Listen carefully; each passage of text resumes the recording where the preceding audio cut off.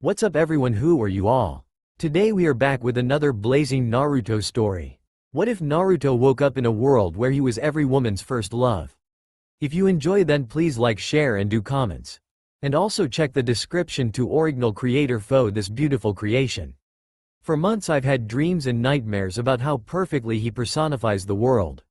Sleep-laden, alternate realities where I can vividly smell his musky male scent, feel his hard body against mine. Taste the sweet and sensuous flavor of him like milk chocolate with its silky demand that I indulge in one more bite. And another. So good I'd forgotten there's a price or overindulgence. And there is a price. There is always a price. I was reminded of this life lesson on Saturday night.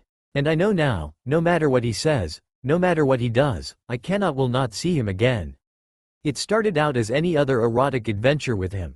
Unpredictable. Exciting. I barely remember where it all went wrong. How it took such a dark turn. He ordered me to undress and sit on the mattress, against the headboard, my legs spread wide for his viewing. Naked before him, open to him, I was vulnerable and quivering with need. Never in my life had I ever taken orders from a man. Most certainly I had never thought I would quiver with anything. But I did for him. If Saturday night proved anything, it was that once I was with him, under his spell, he would demand anything of me, and I'd comply. He could push me to the edge, to unbelievable places I'd never thought I would go. Exactly why I can't see him again. He makes me feel possessed, and what is so disconcerting about that feeling is that I like it. I wanted to feel him close to me, to feel him touch me. To touch him, but I know now not to touch him without his permission. And I know not to beg him to let me. I've learned my lesson from past encounters. He enjoys the vulnerability of a plea far too much. Enjoys withholding his pleasures until I am nearly quaking with the burn of my body. Until I am liquid heat and tears. He likes power over me. He likes full control. I should hate him. Sometimes, I think I love him. It was the blindfold that should have warned me I was headed toward a place of no return. Thinking back, I believe it did. He tossed it on the bed. A dare, and instantly a shiver chased a path up and down my spine. The idea of not being able to see what was happening to me should have aroused me. It did arouse me. But for reasons I didn't understand at the time, it also frightened me. I was scared and I hesitated. This did not please him. He told me so, in that deep, rich, baritone voice that makes me quiver uncontrollably. The need to please him had been so compelling. I put on the blindfold. I was rewarded by the shift of the mattress. He was coming to me. Soon I knew I would come, too. His hand slid possessively up my calves, over my thighs. And damn him, stopped just before my place of need. What came next was a shadowy whirlwind of sensation. He pulled me to my back, flat against the mattress. I knew satisfaction was seconds away. Soon he would enter me. Soon I would have what I needed. But to my distress, he moved away. It was then that I was sure I'd heard the click of a lock. It jolted me to a sitting position, and I called out his name, fearful he was leaving. Certain that I'd done something wrong. Then relieved when his hand flattened on my stomach. I'd imagined the sound of the lock. I must have. But I couldn't shake the subtle shift in the air then, the raw lust and menace consuming the room that didn't feel like him. It was a thought easily forgotten when he settled between my thighs, his strong hands lifting my arms over my head, his breath warm on my neck, his body heavy, perfect. Somehow, a silk tie wrapped around my wrists and my arms were tied to the bed frame. It never occurred to me that he could not have done this on his own.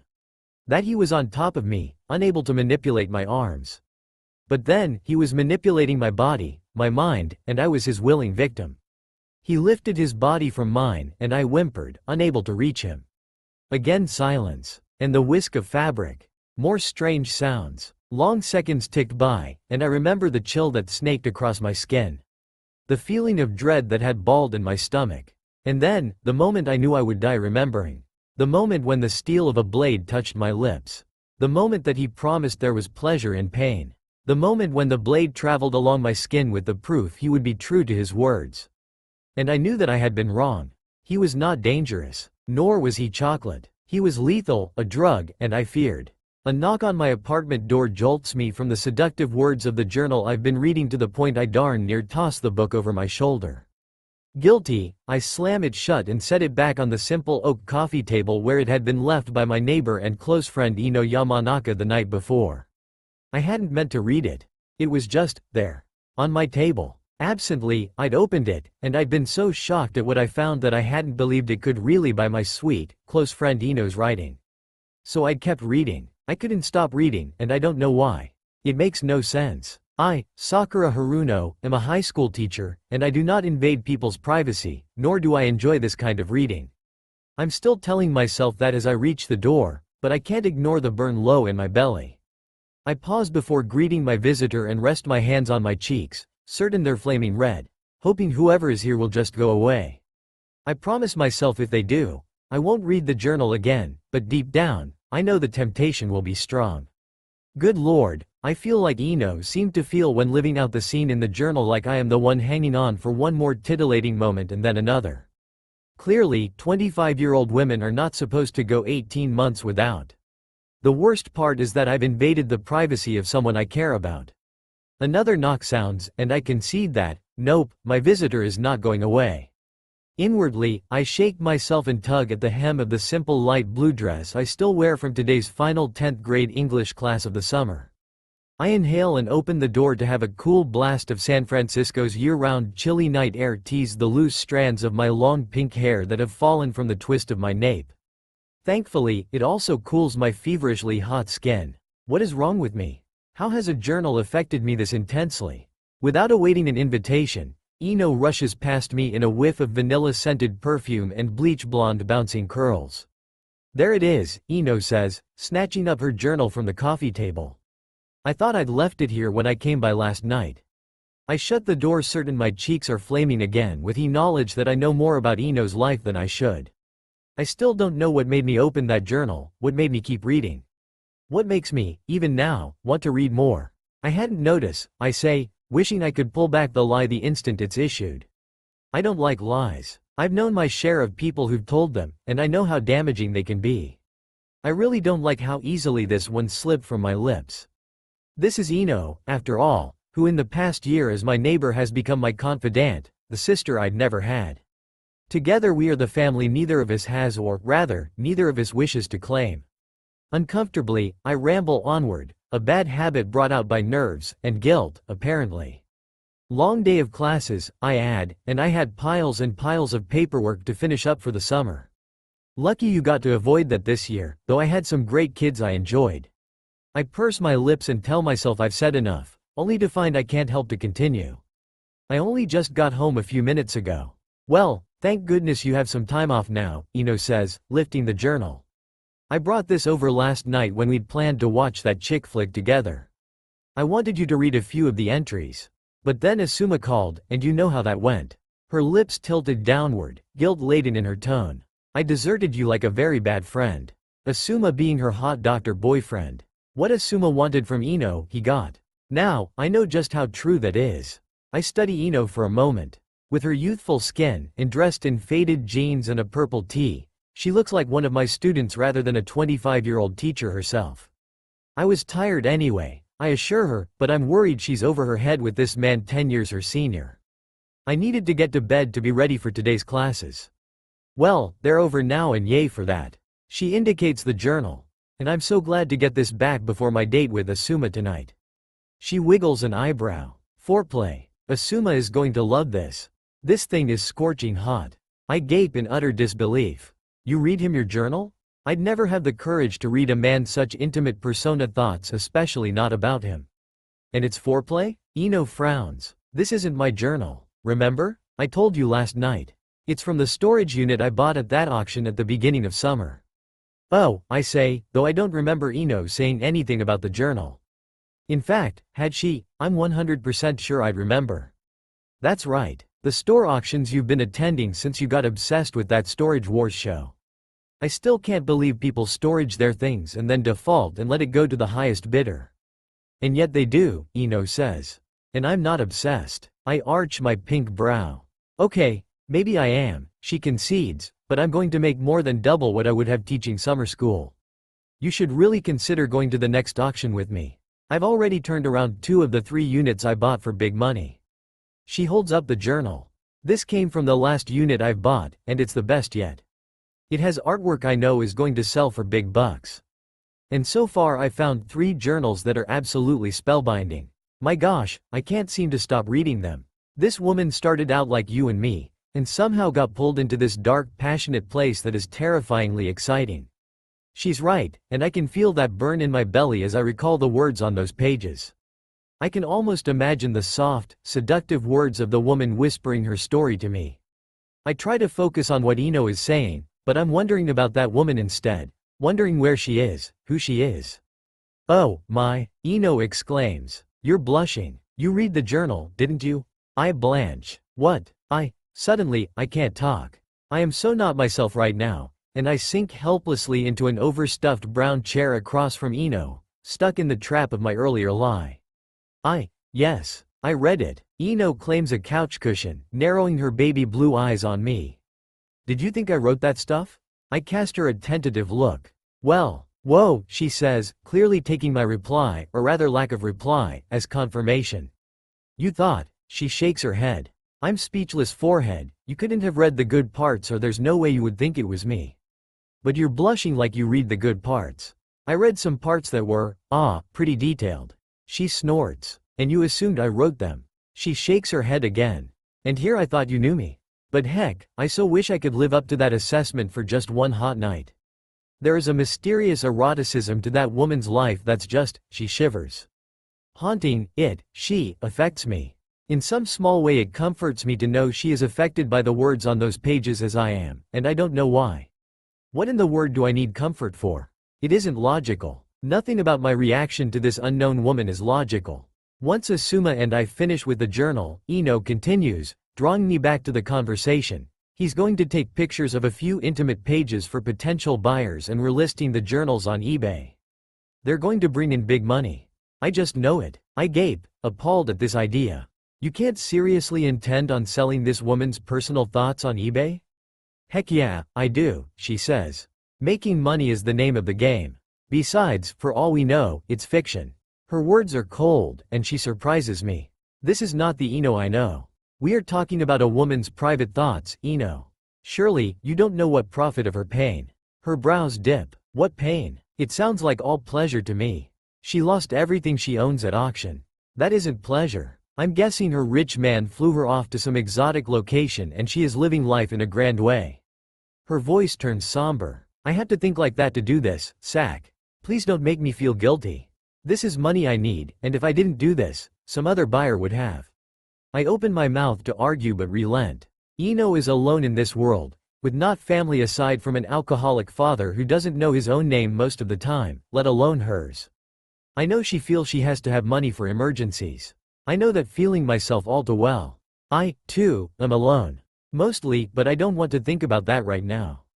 I'm sorry, I tell her, and I mean it. I know this is good for you. I'm happy it's working out. Her lips curve slightly, and she nods her acceptance before she pushes to her feet.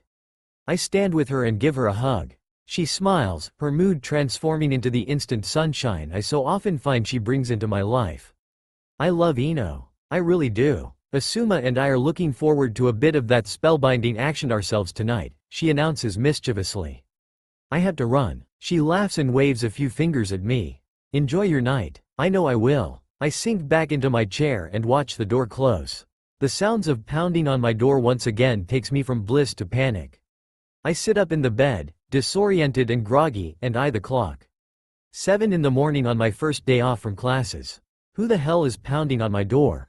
I grumble, throwing the blankets off me and sliding my feet into the pink fuzzy slippers one of my students gave me last Christmas. I grab my long pink rope that is not fuzzy, but does say pink across the back. More knocking has begun. Sakura, it's me Ino. I hear as I shuffle my way toward the living room. Hurry, hurry. My heart races not only because Ino is clearly in some sort of panic but also because, unlike me, who doesn't like to waste a second of any day, Ino doesn't get up before noon on days she doesn't have to. The instant I yank open the door, Ino flings her arms around me and announces, I'm eloping. Eloping? I gasp, pulling back and tugging Ino inside, out of the chill of the early morning. She's still wearing her clothes from the night before. What are you talking about? What's happening? Asuma proposed last night, she exclaims excitedly. I can hardly believe it. We're flying to Paris this morning. She eyes her watch and squeals. In 2 hours. She shoves something into my hand. That has the key to my apartment. On the kitchen table, you'll find the journal and the key to the storage unit. If it's not cleared out in 2 weeks, it has to be rented, or it's auctioned off yet again. So take it and sell the stuff. The money is yours. Or let it go. Either way, it doesn't matter. She grins. Because I'm eloping to Paris, then honeymooning in Italy. Protectiveness fills me for Ino. I don't want her to get hurt, and I've never even heard her say she loves Asuma. You've known this man for only 3 months, pig. I've met him only once.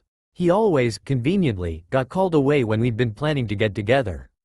I love him, Sakura, she says, as if reading my mind. And he's good to me, you know that. No, I don't know that, but while I try to find the right way to say it, she is already reaching for the door. Ino, I'll call you when I arrive in Paris, so keep your cell handy. Wait, I say, shackling her arm. How long will you be gone? Her eyes light up with excitement. A month. Can you believe it? A whole month in Italy. I'm living a dream. She hugs me and gives me a kiss on the cheek. Since we high school folks don't go back until October, thanks to the longer school days, I'm going a full month. Can you believe it? I'll never complain about our longer school days again. A whole month in Italy, I'm living a dream. I'll call, and when we get back we'll have a reception. Her eyes soften. You know I wanted you with me for this, don't you? But Asuma knew I had no family. He wanted to whisk me away so that it wouldn't be painful. She pokes at the puckered spot that always appears between my brows when I frown. Stop making that face. It'll be wrinkled when you get older. And I'm fine. I'm perfect, in fact. You better be, I say, attempting my best teacher voice, but my throat is too tight to do much more than croak out the warning. Call me as soon as you arrive so I know you're safe, and I want pictures. Lots of pictures. Ino smiles brightly. Yes, Ms. Haruno. She turns and rushes away, giving me a last-second wave over her shoulder before she rounds the corner. She is gone, and I am freighting unexpected tears I don't even understand. I am happy for Ino but worried for her too. I'm not sure what I feel. Lost, maybe. My fingers curl around her keys, and I am suddenly aware that I have just inherited a storage unit in the journals I swore I wouldn't read again. Those words written in the journal replay in my head early the next evening, the same day of Ino's rapid departure. They haunt me to the point I feel downright icy every time I think of them. They are why I'm here, standing inside a temperature-controlled storage unit the size of a small garage, that at some point I assume the journal writer leased. Thankfully, there is a dim light and the neighborhood is good. I stand here, unsure of what to look at first, uneasy about digging through a stranger's things. The moment that he promised there was pleasure and pain. Unbidden, the words replay in my head. I shiver, and not just because the journal is explicitly arousing. I shouldn't be aroused. Not by painful pleasure and bondage. I refuse to be aroused. I am worried about this mysterious woman. Besides, I am my father's daughter, just as my mother had been my father's wife, which translated to his puppets who didn't dare walk in the same shadows he did. My mother had escaped him in death, and I'd chosen to leave him out of my life since. Despite 5 years without him, I remain all too aware that the lingering effects of his heavy hand are far too present in my life. I grind my teeth at the memories. I have no idea how my mind has gone to places I try to never go. Forcefully, I refocus on the neatly stacked furniture and boxes lining the walls, as well as what looks like well-packaged artwork. A life left behind, forgotten. Who did that? Who left behind things that they'd clearly cared about enough to neatly pack and organize? I'm not buying the idea that some rich boyfriend had whisked this woman away to some exotic life. No one who hadn't seen bad luck, or maybe tragedy, did this. I'm not about to be a part of adding to this woman's troubles by selling off her things. Not this woman, I corrected myself. Hinata Hyuga is her name. That's what the paperwork said, and as per the management they couldn't give me her phone number and it's disconnected anyway. I'm going to find a way to contact you and return your things, I whisper to the room. As though I'm speaking to Hinata, and a chill races down my spine. I feel as if she is here, as if I'm talking to her. And it's downright creepy. Somehow, it makes me more determined to find her. I sigh with grim realization at what my vow means. I have to invade her privacy and dig through her things to find a way to contact her, a way to return what was left of her life. If she's alive, I think grimly, hugging myself. Stop it, I murmur, chiding myself. The Grim Reaper mentality isn't me. I don't even like horror movies. The world has enough real monsters without creating fictional monsters. There really could be a happy reason Hinata left her life behind. Winning the lotto. Yes, there was a good reason to leave all your things behind. Unlikely, but still possible. 10 million to 1 or so, I imagine, but possible. So why does the idea do absolutely nothing to dismiss the eerie, hollow feeling of the room? Eager to get this over with, I drop my purse to the ground and run my hands down my soft faded jeans, scanning the item around me until my gaze catches on a box neatly labeled personal papers. Seems a good place to find contact information, if I ever saw one. 2 hours later, I am sitting against a wall, thumbing through information I have no business seeing. School records, bills, legal paperwork that amounted to pennies of inheritance from the death of Hinata's mother and last living relative, 3 years before. I think of my own mother, of the woman who tried so hard to shelter me from my father but would never do anything to shelter herself. I squeeze my eyes shut, wondering if the pain of losing her will ever go away. If it will ever go away. She'd been my best friend, my closest confidant. I wonder if Hinata was close to her mother, as I was to mine. If she'd hurt, as I did with my loss, as I still do. With effort, I refocus on the paperwork and realize I'm not going to find any family connections to reach Hinata. But thankfully the mail and a bunch of bank statements have, at least, given me her address, though I'm not certain it will be accurate. Feeling not much closer to finding Hinata, I shove everything back in the box and stand up, feeling stiff and cramped in a way that defies my morning jogs. "Try the dresser," comes a male voice behind me. I yelp and whirl around to find a man wearing a staff shirt standing in the doorway. The hair in the back of my neck prickles, my nerve endings hum with warning. He is a handsome man in his late 20s, blonde, clean-shaven, with short spiky hair, but it's the dark interest in his deep-set eyes that sets me on the edge. The already small room seems to shrink and close in on me, that eerie feeling I've been unable to shake no longer hollow but focused on me, like an invisible weight on my shoulders and chest. "Dresser?" I manage to croak despite the dryness in my throat. "Everyone has a secret bedroom drawer," he says. His voice lowers, takes on a husky quality. A place almost as personal as their soul. I stiffen, a new rush of discomfort slicing through me. He's been in here. I knew it with every piece of my being. He's gone through Hinata's things. He knew what was in the drawer. I don't like this man, and I'm suddenly immensely aware of the fact that I am alone with him. Miles from the highway. Not a customer anywhere near at east, not that I've seen or heard thus far. "I don't want to know her secrets," I say firmly, keeping my voice remarkably steady considering my knees are wobbly. "I want to find her and return her things to her." He studies me a long moment, his gaze as sharp as the slice of discomfort digging deeper inside of me. Then finally, when I am about to choke on the silence, he says, like I said, "Check the drawer." His lips hint at a sardonic smile, and he pushes off the doorjamb. "I'll be back to lock the exterior building at 9. You won't want to be inside when I do." Without another word he is gone. I don't move. I can't move. I want to shut the door slam but I don't dare, not when it locks from the outside, a thought that terrifies me. Seconds tick by, and I wait as the man's footsteps fade away into the distance. Away. Yes, away. I have to get away from this place. I rush to the glossy mahogany dresser against the wall and yank open the top right drawer. God, my heart is in my throat, threatening to choke me. I have to stop and force myself to inhale and slowly exhale. I am shaking and irrationally frightened. I count to 30 and I can breathe again. I'm okay. Everything is okay. I open the left drawer, and the breath I'd finally found again hitches at the contents. A 12 by 8 black velvet box with a lock. A red silk scarf. 3 red leather-bound journals. My teeth worry my bottom lip. I dart a look toward the hallway and then back to the drawer. I am intrigued despite my nerves, but afraid the creepy man will return. I quickly refocus on the drawer and look for a key to the box, telling myself there might be contact information inside.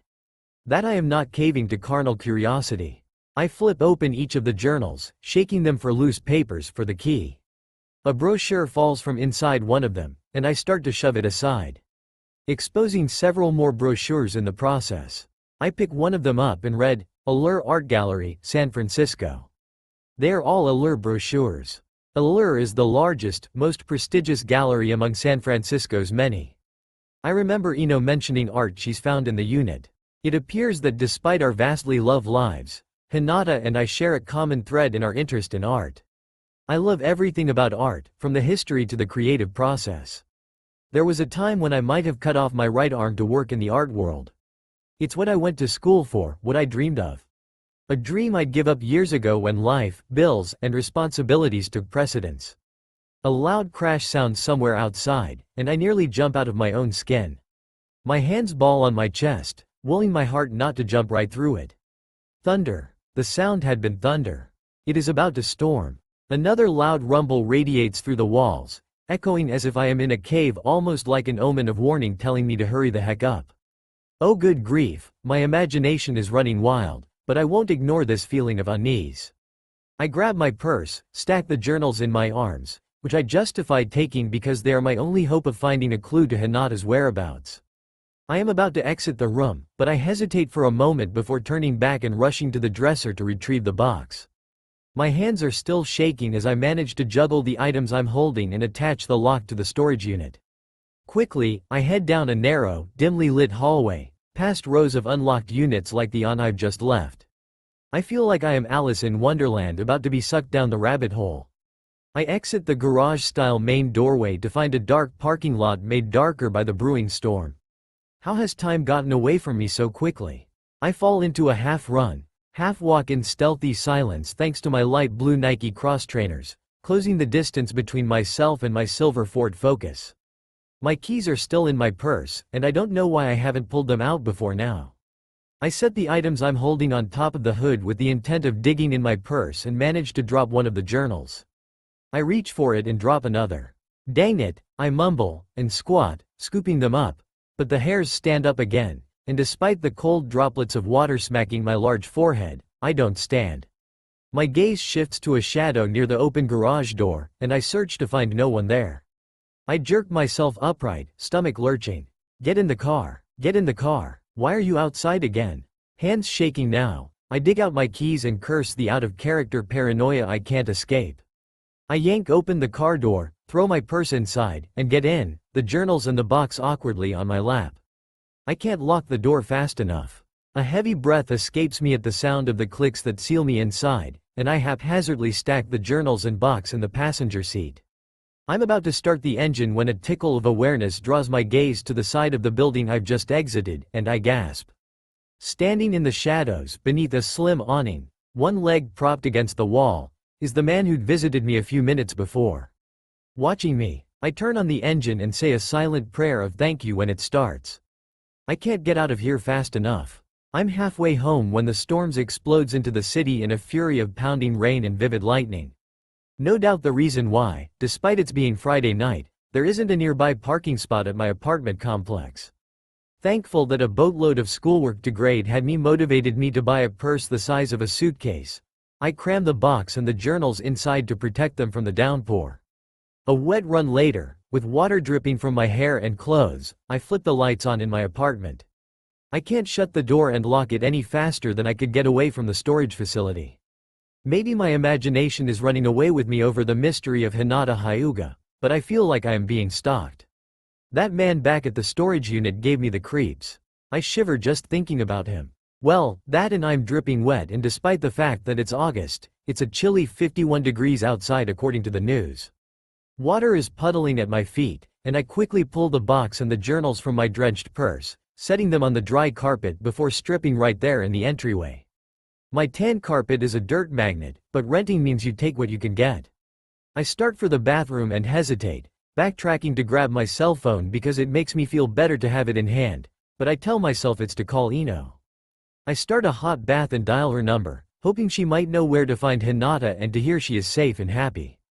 Her phone rings with a fast busy signal that tells me she is out of service range, but I still feel worried. I am one big ball of nerves and it's making me insane. 45 minutes later, freshly showered and dressed in pink boxers and a matching tee, my hair is soft and dry and smelling like my favorite rose-scented shampoo. I am chiding myself for being so paranoid. I head to the fridge for my answer to all my troubles, a pint of Ben & Jerry's Boston cream pie ice cream. My gaze slides to Hinata's personal items still sitting by the door with my discarded clothes. I should have stayed at the storage unit until I found her information. Now, I have no choice but to seek in between the pages of those journals. Or in the box. that I can't open. I'm not even sure why I brought it with me. A few minutes later, I sit down on the couch with my good friend Ben and Jerry, the stack of journals, and the box on the coffee table. The box that I still see no way to open without potentially damaging it. With no other option, I reach for a journal and flip it open. In delicate female writing, it reads 2011. No month. I wonder if this was written before or after the journal Eno had left in my apartment last night. Thumbing through pages, I try to scan for words that might relate to a place of employment and catch little pieces of Hinata's life along the way. The night was hot and my body thirsty. I inhale and turn the page at the clear indication of something far more private than a place of work. This woman wrote such flowery, exotic words. Who writes like that? My life changed the day I walked into the art gallery. Okay, that has my attention for the right reason. The gallery is clearly where I need to look for Hinata. But did she work there or shop there? Or maybe she was an artist? I keep reading, looking for my answers. I've changed. It's changed me. This world has changed me. He says he's simply helped me uncover the real me. I don't even know who the real me is anymore. He who? I whisper at the text. The places I go now, both emotionally and physically, are dark, dangerous places. I know this, yet where he leads, where they lead, I follow. I frown, thinking of the journal entry I'd read the night before, that someone had entered the room while Hinata had been blindfolded and tied to the bed. How can fear be arousing? How can fear make me need and burn and want? But yet I want, I need, I dare things I never believed I was capable of doing. Is this the real me? That idea scares me deep down my core. This can't be me. I am not this person. Of going back to the past. Of once again being the good girl with a boring life, pushing paper in a 9-to-5 job. Never happy, never satisfied. At least now I feel something. The rush of fear is better than the defeat of boredom. The high of not knowing what comes next, so much better than always knowing one day will be like the last. Never anticipation, never feeling anything. No, I cannot go back. So why am I so terrified of going forward? Thunder rolls overhead, jolting me momentarily from my absorption. Glancing at the window, where rain is pattering on the glass, I absently curl up into the corner of the couch, thinking about what I've just read. I am so different from this woman writing the journals, yet I have an odd connection with her words. I love the kids I teach, but I feel the ache of encouraging them to follow their dreams and knowing I haven't followed mine. Knowing my words to them are hypocritical. I understand what it feels like to have each day pass, knowing I'm no closer to my dreams. Jobs in the artwork are just so few and far apart, and they pay so little that I cannot justify my passion as my job. A heavy breath of regret trickles from my lips, and my gaze returns to the page. I am lost in a world that isn't mine and never can be, but somehow, right now, it is. 3 hours later, the rain has calmed to a drizzle, and I am no longer lounging on the couch. Somewhere along the way, I've read all 3 journals, which have gone from erotic and thrilling to downright frightening. I'm sitting up now, hanging on the words of the final entry. I want out. This is no longer a rush anymore. No longer exciting. But he won't let me out. He won't let me go. And I don't know how to escape him. He was at the showing tonight, watching me, stalking me. I wanted to run. I wanted to hide. But I didn't. I couldn't. 1 minute I was talking to a customer. The next I was in a dark corner with him buried deep inside me. When it was over, he stroked my hair and promised to see me later. Tonight, the minute I was alone, I rushed to the camera room to take the tape, to keep him from possessing it and me with it. But it was gone. He'd taken it before I could. And now, that was it. Nothing more. As if she'd been interrupted by something or someone and quit writing. I stare at the blank page, my heart thundering in my chest. Were these journals before or after the one I'd been reading the night before? I wonder again, because if they were before, I would know Hinata was okay. I dial Eno and once again I am greeted by the fast busy signal I don't want to hear. Frustrated, I jump to my feet and pace, shoving my fingers through my already tousled hair. Hinata Hyuga must have left town, that's why her things were in that storage unit. But why hadn't she come back for them? Or paid the storage fee? I ball my fist at my sides and then slowly force them to open, force my shoulders to relax. I will myself to calm down with logic. There is no reason to jump to conclusions. I'll simply call the gallery and locate Hinata, discover all is well, and return Hinata's things to her, end of story. Right, perfect. Then I'll get on with my summer tutoring. I snatch my phone off the coffee table, intending to make the call and immediately stop myself. It's after midnight, and I've tried to call Ino even though I have no idea what time it is in Paris, and now I am trying to call the art gallery. So much for calm and collected. Something about Hinata Hyuga has reached past the pages of the journal and become personal. I'd become Hinata while I was reading those journals. I feel a connection so intimate to this stranger that it is downright eerie. Or maybe, I think Riley, my own life is just so darn boring I'm desperate for a little excitement. Like Hinata had been, before she met him. With that thought, I hug myself and head for bed. But not before I grab the journals and take them with me. Hinata isn't in. That was the same reply the man who always answers the phone at the art gallery had given me the last time I called. And the time before that. She's on vacation, I reply. So I've been told all week. It's Friday. Will she be back on Monday? Silence filters into the line. I can take a message. I'd already left several and I see no point in leaving another. No thank you. I hang up and sip my vanilla latte from the Barnes & Noble cafe, where I just finished tutoring a football player hoping to impress college with more than his playing skills. The entire Hinata situation is driving me nuts. I've already double-checked the time I have left to clear out the storage unit, considering Ino hadn't exactly been a wealth of information, and it is a short window one more week. After that, it would be another $200 for another full month.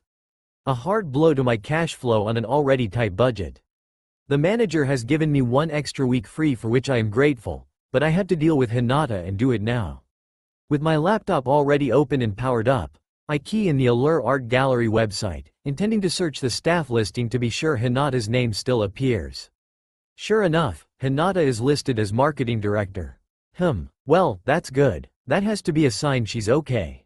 Doesn't it? An event banner on the side of the page catches my eye and I click on it.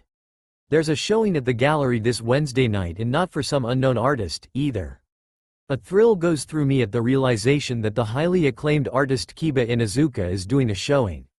I adore Kiba Inuzuka's depiction of his homeland, Mexico, and though it's rather well known in an artsy city like San Fran that someone of his stature owns a home here, he rarely makes appearances. But then, this is a good cause. A black-tie charity event with both ticket prices and a piece of Inuzuka's art, being auctioned off as donations to a local children's hospital. Surely, with such an event Hinata will be at the helm. Trapping my nails on the wooden table, I consider my options. If I can't reach for Hinata before the show, I'll attend the event. Silently, I laugh at myself. Who am I kidding? I'm going to see Kiba Inuzuka, even if I have to eat ramen noodles for 2 weeks to do so, and since the tickets are $100 a pop, I will. But I never, ever splurge. I bite my bottom lip and fret, and then before I can stop myself, I click on the buy tickets button. I won't be able to get a refund if I reach Hinata before then, but I'll just have to rough it. I can't stop the smile from sliding to my lips. It's not like it will be torture to have to meet Kiba Inuzuka. I feel better with a plan. Now, if I can just get through to Ino and hear she is okay, I might actually sleep tonight. Wednesday evening arrives and Hinata is still not in, per the Allure staff. So, I am off to the Inuzuka event, but my excitement over the showing has been doused quite effectively by the feeling that something really is wrong. The entire situation makes me anxious, and while I have preferred some company and moral support at the night's event, I had dismissed the idea. I wasn't about to try and explain why I was hunting down Hinata Hyuga, whom I didn't know, and who I feared had met an untimely something. I'm not going to even let my mind elaborate on that thought. And I won't justify my worry by letting anyone else read Hinata's private thoughts. I pull my car into the parking spot several blocks away from the gallery, by both necessity and preference. As I open the door, the chilly evening wind lifts off the nearby ocean, blowing loose strands of my long hair astray. Goosebumps form on my arms, and I gather my cream-colored shawl over my matching simple but elegant knee-length sheath dress. Okay, Ino's dress and shawl actually, but we were always borrowing each other's clothes. As a formality, I'd have asked if she minded, but I still can't get a hold of her. I lock the car and slide my keys into the dainty cream-colored shoulder purse that I bought on the pier last summer. I inhale the air, embracing the sounds and sights, the action of the Soma Art District, bustling with people enjoying the stores, museums, and array of art galleries. I don't come down here often. I just can't. It reminds me of those dreams I've never chased. It's been too long, though, I realize, nearly a year since I've enjoyed the market street scene. The architecture, ranging from newly developed shiny glass structures to old warehouses converted into home and workspaces, was as much art as the sculptures and drawings on the concrete walls of the random buildings. I feel something special here. I feel alive here. It's what I feel when I leave I dislike. When the gallery comes into view, I pause to watch a group of elegantly dressed visitors pour through the double glass doors, which are lined in shiny silver for the black tie affair. Artsy swirls of red letters, displayed above the entry, spell allure. Nerves flutter in my stomach, though I can't say why. I love the contemporary art Allure specializes in. Love their mix of local new artists who I can discover, as well as the established names whose work I already appreciate. My nerves are ridiculous. I'm uncomfortable in this world, but then, this isn't my world. It's Hinata's, and Hinata is the real reason I'm here. A glance at my dainty, handmade gold wristwatch, also bought at the pier, confirms I have plenty of time to spare. It is 7:45, 15 minutes until Inuzuka will be unveiling a new painting that will be displayed in the gallery and up for silent auction through the end of the week. Oh, how I'd love to have an Inuzuka's original, but they don't come cheap. Still, a girl can dream. Excitement filters in with nerves as I rush toward the door. A young woman in a simple black dress holds it open for me and offers me a smile. Welcome. I return the smile and enter the gallery, noting the nervous energy bouncing off the 20-something girl as I pass, an energy that seems to scream, I'm new and don't know what I'm doing. This isn't Hinata, who I know will be daringly bold and confident. In fact, the hostess brings out the schoolteacher in me, and I fight the urge to hug her and tell her she is doing fine. I'm a hugger. I got it from my mother, just like I did my love of art, only I wasn't talented with a brush as she had been. The girl is saved from my mothering when the sound of a playing piano from a distant corner filters through the air and draws my attention to the main showroom. I am in awe. This isn't my first time visiting the 4,000 square foot wonder that is the Allure Gallery, but it doesn't diminish my excitement at seeing it again. The entryway opens to the main showroom of glistening white wonder. The walls are snow white, the floor glistens like white diamonds. The shiny divider walls curve like abstract waves, and each of them is adorned with contrasting, eye-popping, colorful artwork. I turn away from the showroom, attending to business before pleasure, and present my ticket to a hostess behind a podium. She is tall and elegant with long brown hair. Hinata? I ask hopefully. No, sorry, she says. I'm Tenten. She holds up a finger as she glances through the glass doors at an approaching customer she needs to attend. I wait patiently, hoping this young woman can connect me with Hinata. I listen attentively while she directs the new guest to a short stairway that leads toward the music and, apparently, the location where Kiba Inuzuka will be unveiling his masterpiece. Sorry for the interruption, Tenten finally says, giving me her full attention. You were looking for Hinata. Unfortunately, she isn't attending tonight's event. Is there something I can help you with? Disappointment fills me. To miss an Inuzuka event is not something someone in Hinata's role is likely to do. I just want to know, for certain, that Hinata is safe. Painting myself as a stranger doesn't seem the way to do that. My sister's an old friend of Hinata's. She told me to be sure and say hello to her and pass along her new phone number. She seemed to think Hinata worked in big events like this one. She'll be disappointed I missed her. Oh, I hate that you missed her, Tenten says, looking genuinely concerned. I'm not only new, but I also only work part-time, on an as-needed basis, so I don't hear much of what's going on internally, but I think Hinata took some personal time off. Would know for certain. The manager here, she says. He'll be tied up with the presentation soon, but I can introduce you to him afterward if you like? I nod. Yes, please, that would be perfect. The piano stops abruptly. They're about to start, Tenten informs me. You should grab a seat while you still can. I'll be sure to help you connect with Naruto after the presentation. A thrill shoots through me. Thank you so much, I say, before I head toward the seating area. I can't believe that I am about to see a Inuzuka original presented by Inuzuka himself. A tuxedo-clad usher greets me at the bottom of the stairs and offers me some help finding a seat. And boy did I need help. There were at least 200 chairs lined up in the front of a mini-stage, set in front of a bay window that was essentially the entire wall, and almost every single chair was taken. I squeeze into a center role between a man that has artsy rebel written all over him from longish spikes and dark raven hair to his jeans and a blazer, and a 50-something woman who is more than a little irritated to have to let me pass. I can't help but notice the man is incredibly good looking, and I've never been one to be easily impressed. I know too well that beauty is often only skin deep. "You're late," the man says as if he knows me, a friendly smile touching his lips, his onyx eyes crinkling at the edges, mischief in their depths. I figure him to be about 34. No, 32. I am good with ages and good at reading people. My kids at school often found that out when they were up to mischief. I smile back at the man, feeling instantly comfortable with him when, aside from my students, I'm normally quite reserved with strangers. "And you forgot to pick up your tux, I see," I tease. In fact, I wonder how he pulled off getting in here dressed as he is. He runs his hand over his dark locks, "At least I shaved." My smile widens, and I intend to reply, but a screech from a microphone fills the air. A man I recognize from photos as Kiba Inuzuka claims the stage and stands next to the sheet covering a display, no doubt his newest masterpiece.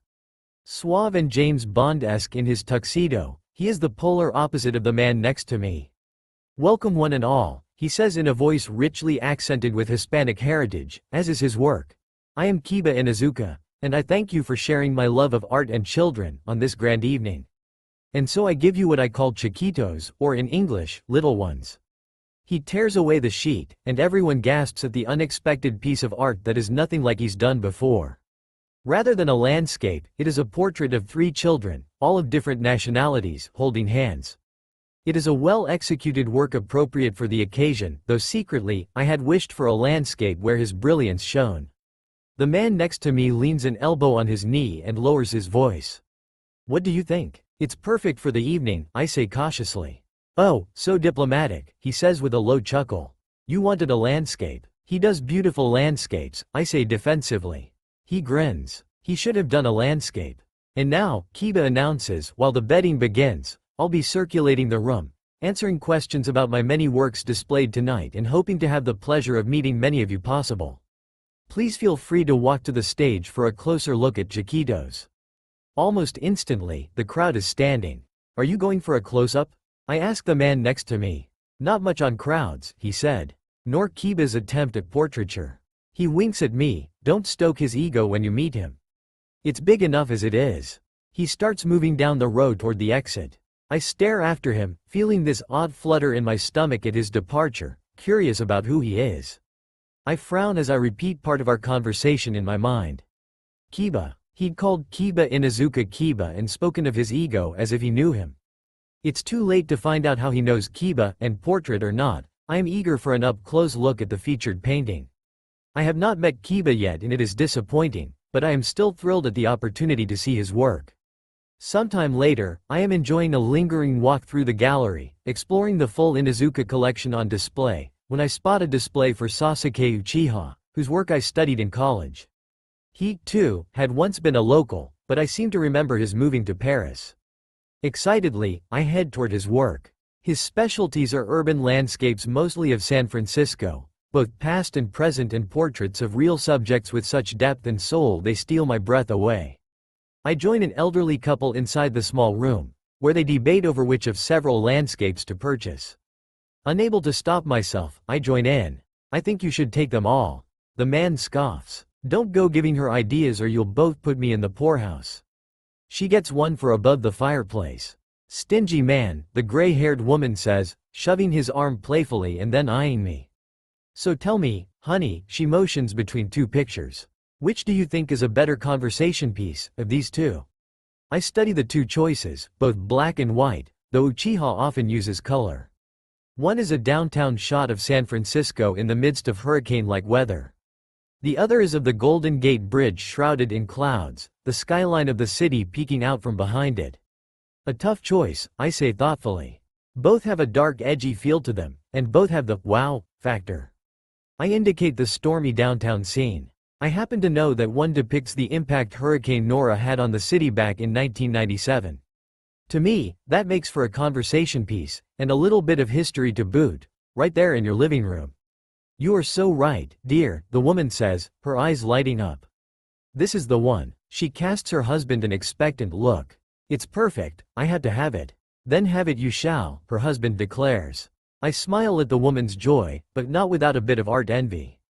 I would love to be going home with the piece, as she will be tonight.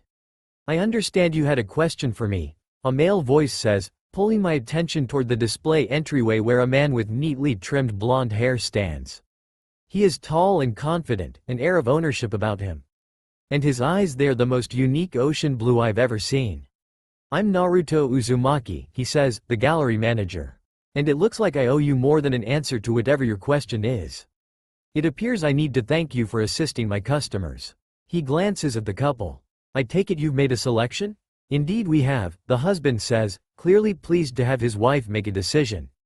We'd like to take it home with us if possible. Excellent, he says, if you give me a moment, I'll have it packaged for you. He motions for me to walk with him, and I shake my head. I'm in no rush. Help them with their purchase, and you can find me later. He studies me a bit too intently, those blue eyes of his rich with interest, and I am suddenly self-conscious. He is, without a doubt, classically handsome by anyone's standards, but there is also something raw and ual about this man, something almost predatory about him. All right then, he says softly, I'll find you soon. It isn't a statement that alludes to a double meaning, but yet, I feel one there. His gaze shifts to the couple. Let's go ring you up. The couple thanks me for their help and hurry after Naruto. The minute they are gone, the minute Naruto Uzumaki is out of sight, I let out a breath I hadn't known I was holding and shake myself inwardly. And not just because of the way his eyes had assessed me so what? Intimately? Surely not. I still have this overactive imagination thing going on from reading the journals. I do wonder if he is the he from the journals. He certainly has the animal magnetism Hinata's words painted him with. But then, so does Kiba Inuzuka. Good grief, I'm making myself crazy. A staff member interrupts me before I can go on another crazy thinking spree, and removes the couple's purchase from the display. I force myself to stop over-analyzing and relax, basking in the solitude as I discover Sasuke Uchiha's newest work. You like Uchiha? Comes another male voice, this one familiar. I turn to find the man who sat next to me in the presentation standing in the doorway. I give a quick, eager nod. Very much, I wish they had some of his portraits, but his urban landscapes are magnificent. You? He leans against the wall. I hear he doesn't have an overinflated ego. That score points with me. I tilt my head and study him, relaxing into the easy conversation. Why are you here if you don't like Kiba? Naruto Uzumaki appears in the doorway. I see you didn't venture far, he says to me and then eyes the other man. Don't tell me you're pimping your own work at Kiba's event? He glances at me. Was he pimping his own work? I gape. Wait, his own work? I shift my gaze to my nameless new friend, who looks nothing like the Sasuke Uchiha I've seen photos of. Who are you exactly? His mouth quirks at the edges. The man with one red shoe. And with that, he turns and walks away. I shake my head. What does that mean? I turn to Naruto. What does that mean? The man with one red shoe? Who knows, Naruto says, his lips thinning in disapproval. Sasuke has a twisted sense of humor. Thankfully, it doesn't show up on the canvas. My jaw goes slack. Wait, are you telling me that was Sasuke Uchiha? I rack my brain over the pictures of him I've seen and I remember him differently. Do I have his image confused with another? That's Sasuke, he confirms. And as you can see, he has an odd way about him. He was standing in his own display room and didn't even tell you who he was. His hands settle on his hips. Listen, Tenten tells me you. I'm sorry, I didn't get your name? Sakura, I supply. Sakura Haruno. Sakura, he repeats, his tone low, as if he was trying it out on his tongue. Seconds pass, and the small display area seems to get smaller before he adds, Tenten was right. Hinata is on leave of absence. His tone shifts back to all business now, and I wonder if I imagine the raspier tone. I am, after all, excelling at making myself crazy. I see, I say. Is there a way to reach her? If you figure out a way let me know, he says. She took a 2-week cruise with some rich guy she was dating and that turned into the entire summer. I agreed because she's good at her job and the clients love her. But depending on interns who don't know what they're doing is killing me. I'm going to have to get someone in here to cover for her who actually knows what she is doing. The entire summer, I repeat uncomfortably, focusing on the oddity that represents. All summer is a long time for a working girl to leave her job behind. And Naruto's comment about the rich guy hit me just as wrong for some reason, though it could have been merely his frustration over Hinata's extended leave. Or maybe, could he be jealous over this rich man? My brows dip. Leaving you high and dry like this, that doesn't sound like the responsible Hinata my sister described. People aren't always what they seem, he says and motions towards Sasuke Uchiha's displayed art. The art does not always mimic the artist. You never know the real person until you slide beneath their surface. Or look in their dresser drawer. I think guilty. But Hinata didn't seem like someone to run out on her job to me. She loved her job. Then again, I might be wrong. As seduced as Hinata had been by this world she'd created, she'd been scared, too. And I want to know why more than ever. What created such obsession, such fear? A sudden burn for answers. The need to leave here tonight with something more than I came with overcomes me, and before I can stop myself I blurt, I can cover Hinata for the rest of the summer. I'm a teacher, so I'm on break. I have a Master's of Arts from the Art Institute and a Bachelor's in Business. I interned for 2 years at the Museum of Modern Art, and I know art. Test them if you like. His eyes narrow a fraction, the silence crackling between us for several long seconds. You're hired, Sakura Haruno. You can start on Monday. I'll let you enjoy the rest of your evening. He lowers his voice. Then you'll be all mine. He turns and walks away. I blink, stunned. He just hired me, but he hadn't even asked me one single question. I hadn't asked about hours or pay. I inhale a sharp breath. I'd come here to find Hinata, to make sure she is alive and well. Instead, I am about to be Hinata, or rather, be marketing director for the gallery. So I can find Hinata, I tell myself. Something has happened to Hinata, and I have to prove it. That's why I'm here, no other reason. I am still standing in the middle of Sasuke Uchiha's display, in stunned disbelief, when something snaps inside me. I am hot and confused and feeling like the world is spinning around me. I've spent money I don't have on the ticket for the night, but I can't get out of this gallery fast enough. I run for the door, not literally, but I might as well be. This heat I feel is unexplainable, considering the gallery is chilly, and I need air desperately. I need to think. I need to figure on what is going on inside me, because it is nothing I know is familiar. Exiting to the street, I welcome the cool night air washing over me. I turn quickly to my left and intend to head for my car, when the straps of my purse catches and snags on the brick of the building and somehow it snaps open. The contents spill to then ground. With exasperation, I squat, trying to retrieve my items. This is so my life, and there is a part of me comforted by my familiar clumsiness, by something that feels like me. I mean, who else can manage to catch their purse on a wall of all things?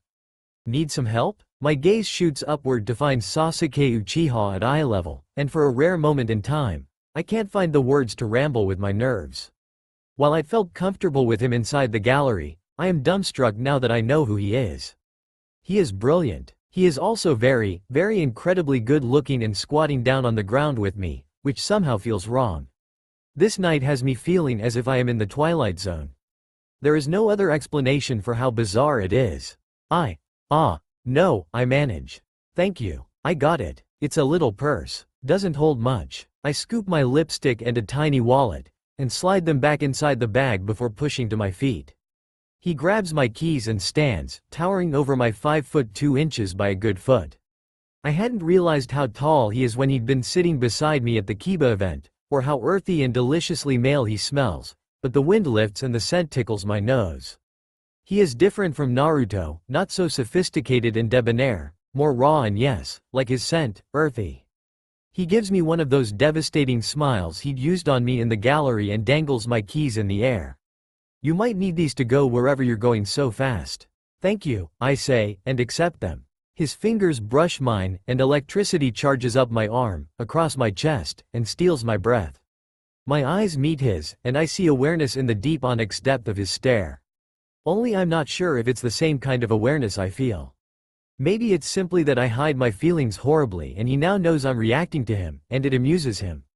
You're leaving early, he comments, his hands going to his hips, which pushes back his blazer enough for me to see the stretch of his black t-shirt across his impressive chest. I approve, as I'm sure the rest of the female population does. Yes, I say, and jerk my attention to his face, to a full mouth that has me a bit breathless, But then everything has me breathless tonight, it seems. I need to get home. Why don't I walk you to my car? He wants to walk me to my car. I'm not sure why he would want to do that. He doesn't even know me. Is it possible that he felt the same electricity that I did, or do I amuse him and he wants to continue the entertainment? Naruto did say he had a strange sense of humor. Why didn't you tell me who you are? I blurt, not liking the idea of being a joke. His lips quirk. Because you would have told me you loved my work even if you hated it. My brows dip. I'm not sure how I feel about that. That's sneaky. It spared you the awkwardness of pretending to like my work. There wouldn't have been any awkwardness. I like your work. And I like that you like my work, he approves, a warm glow in his eyes. So, shall I walk you to your car? My escape has been further waylaid, but I'm not sure that is a bad thing anymore. Okay, I squeak, at my lack of voice. There is a reason I don't date much. I'm horrible at it. I get shy and I pick the wrong men, who use both of those very things against me. Dominant, controlling men, who seem to turn me on in the bedroom and off in real life. It's genetic. I'm quite certain that if I had a sister, she would have been just as foolish about men as myself and as my mother had been. And while Sasuke, at first impression, doesn't strike me as arrogant or controlling, his failure to tell me who he was earlier in the evening was in fact a way of controlling my reaction. Not that I think he is interested in me. I'm overanalyzing and I know it. Sasuke Uchiha could have his choice of women and, in fact, probably has. He doesn't need to add little Olmi to the list. You know my name, he says, pulling me from my reverie. It's only fair I know yours. Sakura. Sakura Haruno. Nice to meet you, Sakura. I should be the one saying that to you, I say. I wasn't joking when I said I loved your art. I studied your work in college. Now you're making me feel old. Hardly, I say. You started painting when you were a teen. He cast me a sideways look. You weren't joking when you said you studied my work. Art major. And what do you do now? I feel a little punch in my gut. Schoolteacher. Art? No, I say. High school English. So why study art? Because I love art. Yet you're an English teacher? What's wrong with being an English teacher? I ask, unable to curb the defensiveness in my tone. He stops walking and turns to me. Nothing is wrong with it at all, except that I don't think that's what you want to do. You don't know me enough to say that. You don't know me at all. I know the excitement I saw in your eyes when you were in the gallery. I don't deny that. A gust of wind rushes over us and goosebumps lift on my skin. I don't want to be scrutinized. This man sees too much. We should walk. He shrugs out of his jacket, and before I know what's happening, it's wrapped around my shoulders and that earthy raw scent of his is surrounding me. I'm wearing Sasuke Uchiha's coat and I'm dumbstruck all over again. His hands are on the lapels and he is staring down at me. My gaze catches on the brilliant colorful tattoo that covers every inch of his right arm. I've never been with a man with tattoos and I never thought I liked them, but I find myself wondering where else he might have them. I saw you talking to Naruto, he says. Did you buy something tonight? I wish, I say with a snort, and my embarrassment at the unladylike sound that comes too naturally only drives home reality to me. We are from two different worlds, this man and I. His is one of dreams fulfilled, and mine is one of impossible dreams. I doubt I could afford one of your brushes, let alone a complete piece. His eyes narrow. You shouldn't walk away from something that intrigues you. His voice is a soft rasp of sandpaper that still manages to be velvet on my nerve endings. Suddenly, I'm not sure we are talking about art, and my throat is dry. I swallow hard and though I hadn't decided I was really going through with it, I blurt, I'm taking a summer job at the gallery. His dark raven brow arches. Are you now? Yes. I know it is the truth as I say the word. I know I've already decided I am going to take the job. I'm filling in for Hinata until her return. I search his face for a reaction, but I see none. He is unreadable, or am I just too affected by his nearness to see one? His hands are still on the lapels and he doesn't move for a long moment. I don't want him to move. I want him to. I don't know, but then again, yes I do. I want him to kiss me. It's a silly, fantastical moment no doubt brought on by the journals that has me blushing. I cut my gaze, feeling as if the heat in his will scorch me inside out. I motion my car, shocked to realize it's only one parking meter down. That's me. Slowly, his hands loosen on my, or rather his jacket. I immediately walk to my car, willing myself not to dump my purse again. I click the locks open and I stop by the curb before opening my door. I turn to find him close, so very wonderfully close. And that scent of his is driving me wild, pulling heat low in my belly. Thanks for the walk and the jacket. I shrug out of it. He reaches for the jacket and takes it, and I hope he will touch me and fear that he will, at the same moment. I am so out of control and confused. His dark eyes burn hot like fire before he softly says, "It's been my pleasure, Sakura." And then he just turns and starts walking, without another word. Hours later, I sit on my bed in a pair of boxers and a tank, legs crossed, with that box and a screwdriver in front of me. I have no idea why the idea of taking the job at the gallery makes opening it seem imperative, but it does, and it is. Rubies trim the lid and an etched, abstract design is in the middle. The latch holding it closed looks old and easy to break and just as beautifully designed as the rest of the box. How very artsy, I murmur, tracing the design with my fingers. The idea of destroying the box doesn't sit well with me, nor does invading Hinata's privacy. So why do I know I am going to open this box? Why do I have to know what is inside? Curiosity killed the cat, Sakura. It doesn't seem to matter of their own will, my hands go to work. I slide the flat end of the screwdriver between the lips of the lid and base and apply pressure. The latch pops easily. My adrenaline surges, and my heart thunders in my chest. I have no idea why I am hanging on a thread, why I feel like this box is so important, why I feel any of this is important. Slowly, I lift the lid, and luxurious red velvet is the first thing I see. I suck in a breath at what is cradled by that velvet, and my heart thunders all over again. I blink at the unexpected contents of the box. A paintbrush and a picture that has been torn in two pieces so that only a woman is left. This is Hinata. I don't know why it didn't seem odd to me that I hadn't seen any pictures of her in the many personal effects I studied in the storage unit. There hadn't been a picture of her on the gallery website, either. Perhaps I didn't notice these things before now because I didn't want to know what she looked like. Reaching for the photo, I hold it between my fingers and study her. She is beautiful and petite with long, dark violet hair, and a brilliant smile that tells me that at the moment the picture was taken, she was immensely happy. I can't make out her eye color, silver gray I think, where mine are green. Her image mesmerized me, and I wonder why she tore the picture. I wonder who was in it with her and who took the photo. Even more so, I wonder why she kept the picture after she tore it up.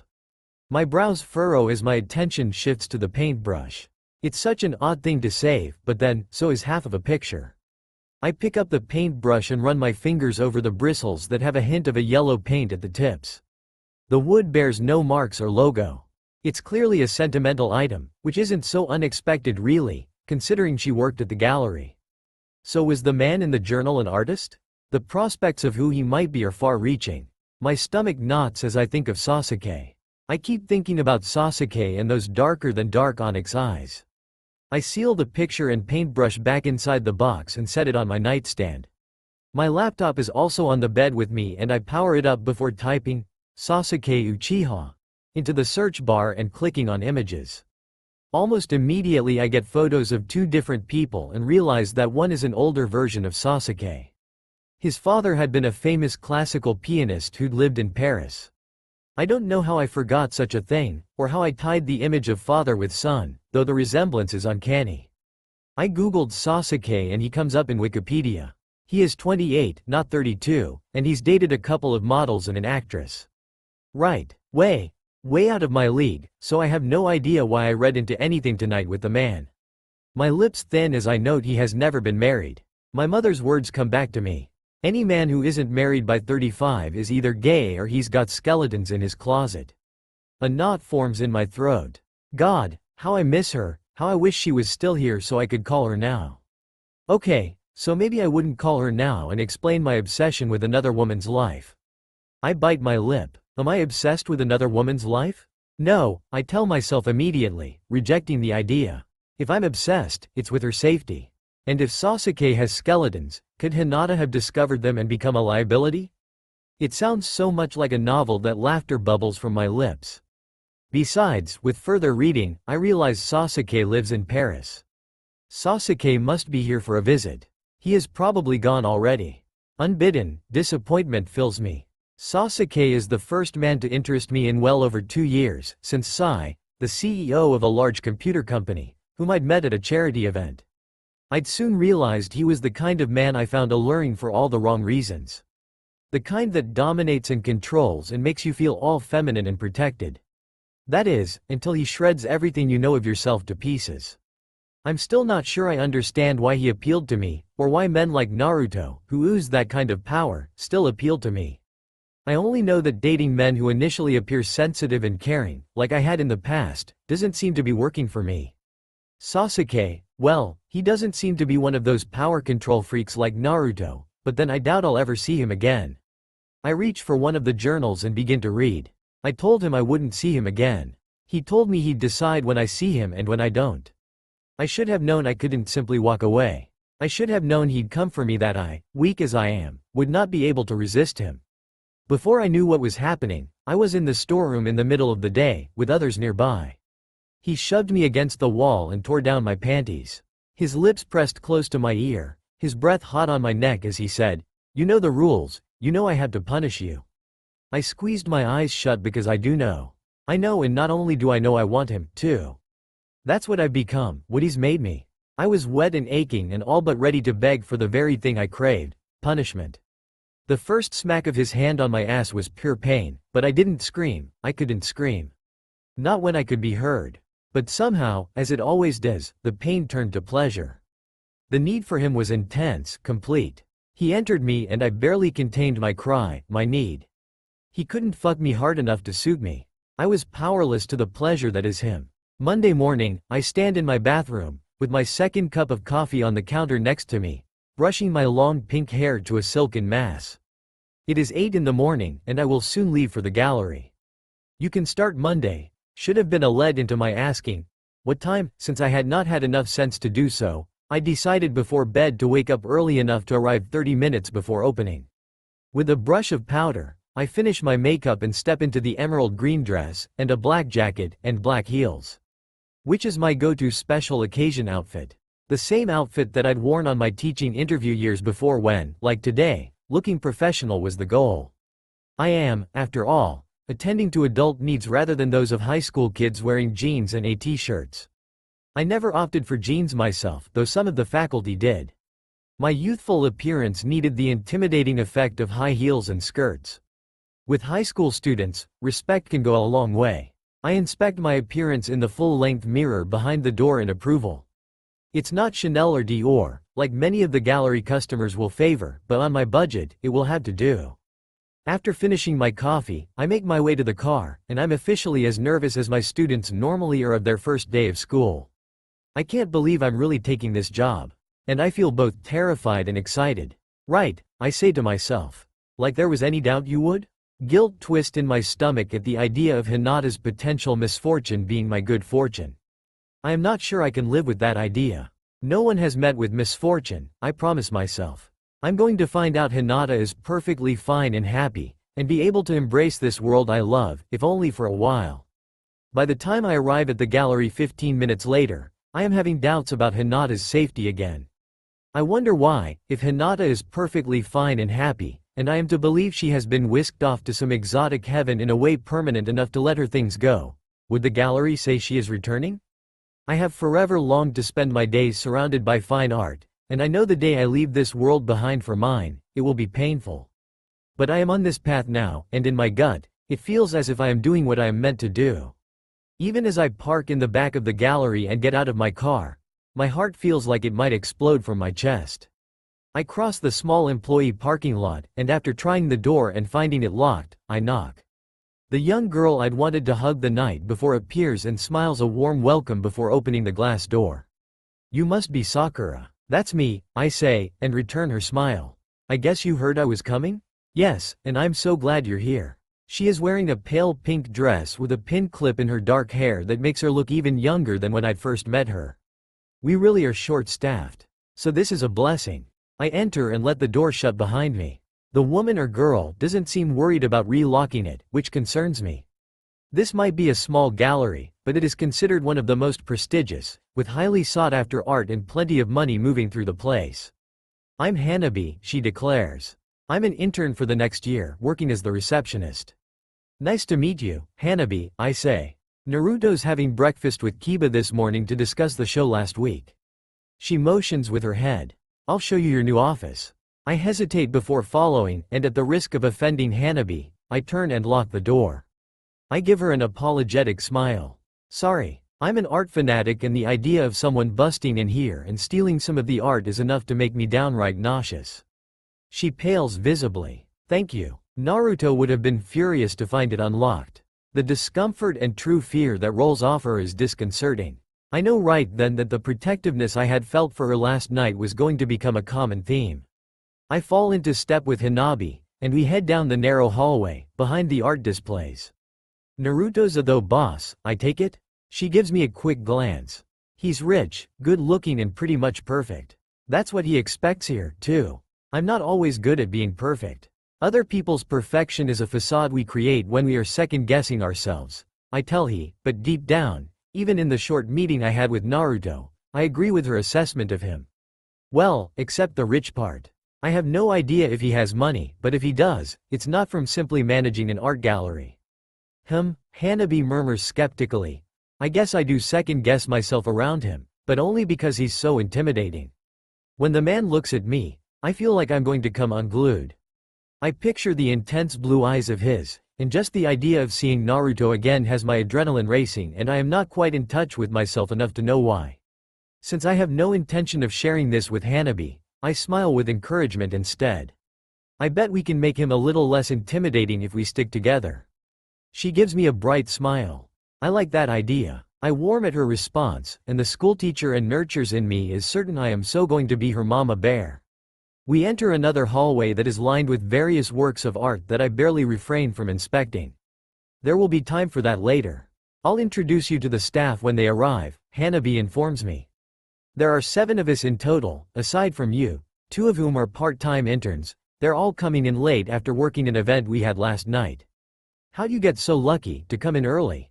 I ask as we stop at a doorway I assume leads to the offices. She cuts me a sideways look. I spilled a glass of wine on a very important client last night at our small tasting. It's my punishment. My brows dip, and a chill slides down my spine. Punishment? She keys in a password on an entry panel before turning her attention back to me. The smile of moments before had disappeared. Naruto's big on punishment. She starts walking and forces me to follow, and I have the distinct impression she doesn't want to give me the chance to ask for more specifics. We pass several dark offices before she pauses at a door and flips on the light.